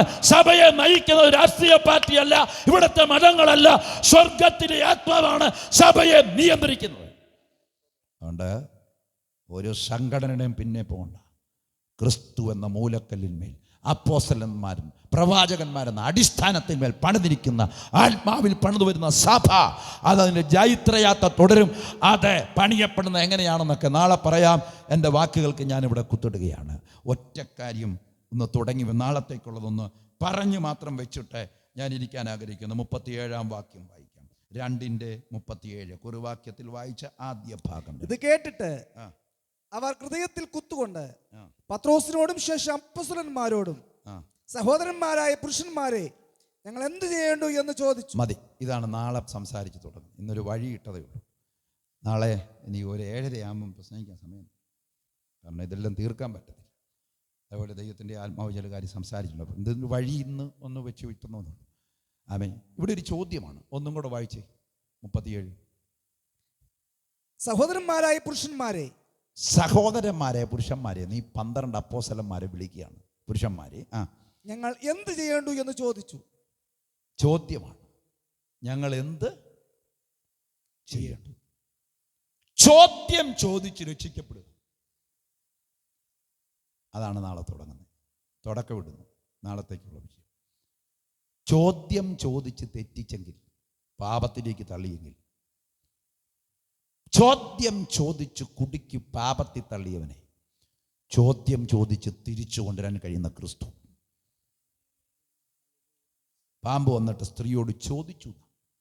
പാമ്പ് സ്ത്രീയോട് ചോദിച്ചു, വാസ്തവമായി തിന്നരുതെന്ന്.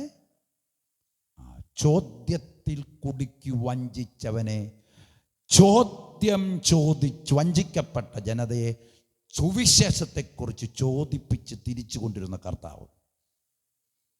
അതിനാണ് ഞങ്ങൾ യോഗം വെച്ചിരിക്കുന്നത്. രക്ഷ പ്രാപിപ്പാൻ ഞങ്ങൾ എന്ത് ചെയ്യണം? കരങ്ങളെ ഉയർത്തി ഹല്ലേലൂയ പറഞ്ഞാട്ടെ. വാളെടുത്ത് പാറാവുകാരൻ ജയിലിൻ്റെ മുമ്പിൽ വാളെ വീണ് ആത്മഹത്യ ചെയ്യാൻ ഒരുങ്ങുമ്പോൾ അകത്ത് നിന്നുകൊണ്ട് പൗലോസ് വിളിച്ചു പറഞ്ഞു, നീ നിനക്ക് തന്നെ ഒരു ദോഷവും ചെയ്യരുത്.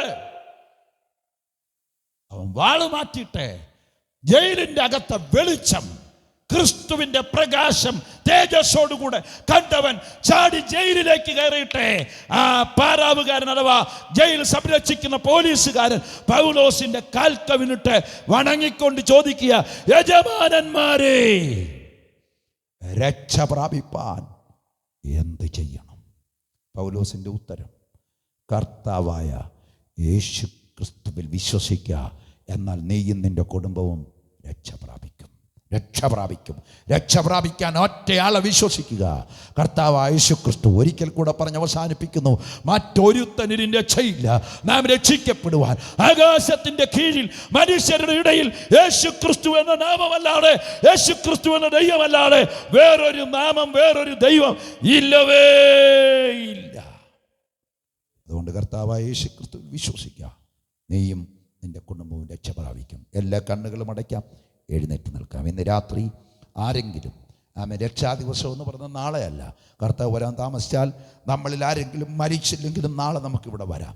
പക്ഷേ രക്ഷാദിവസം നാളെയല്ല, ഇപ്പോഴാകുന്നു രക്ഷാദിവസം, ഇപ്പോഴാകുന്നു സുപ്രസാദ കാലം.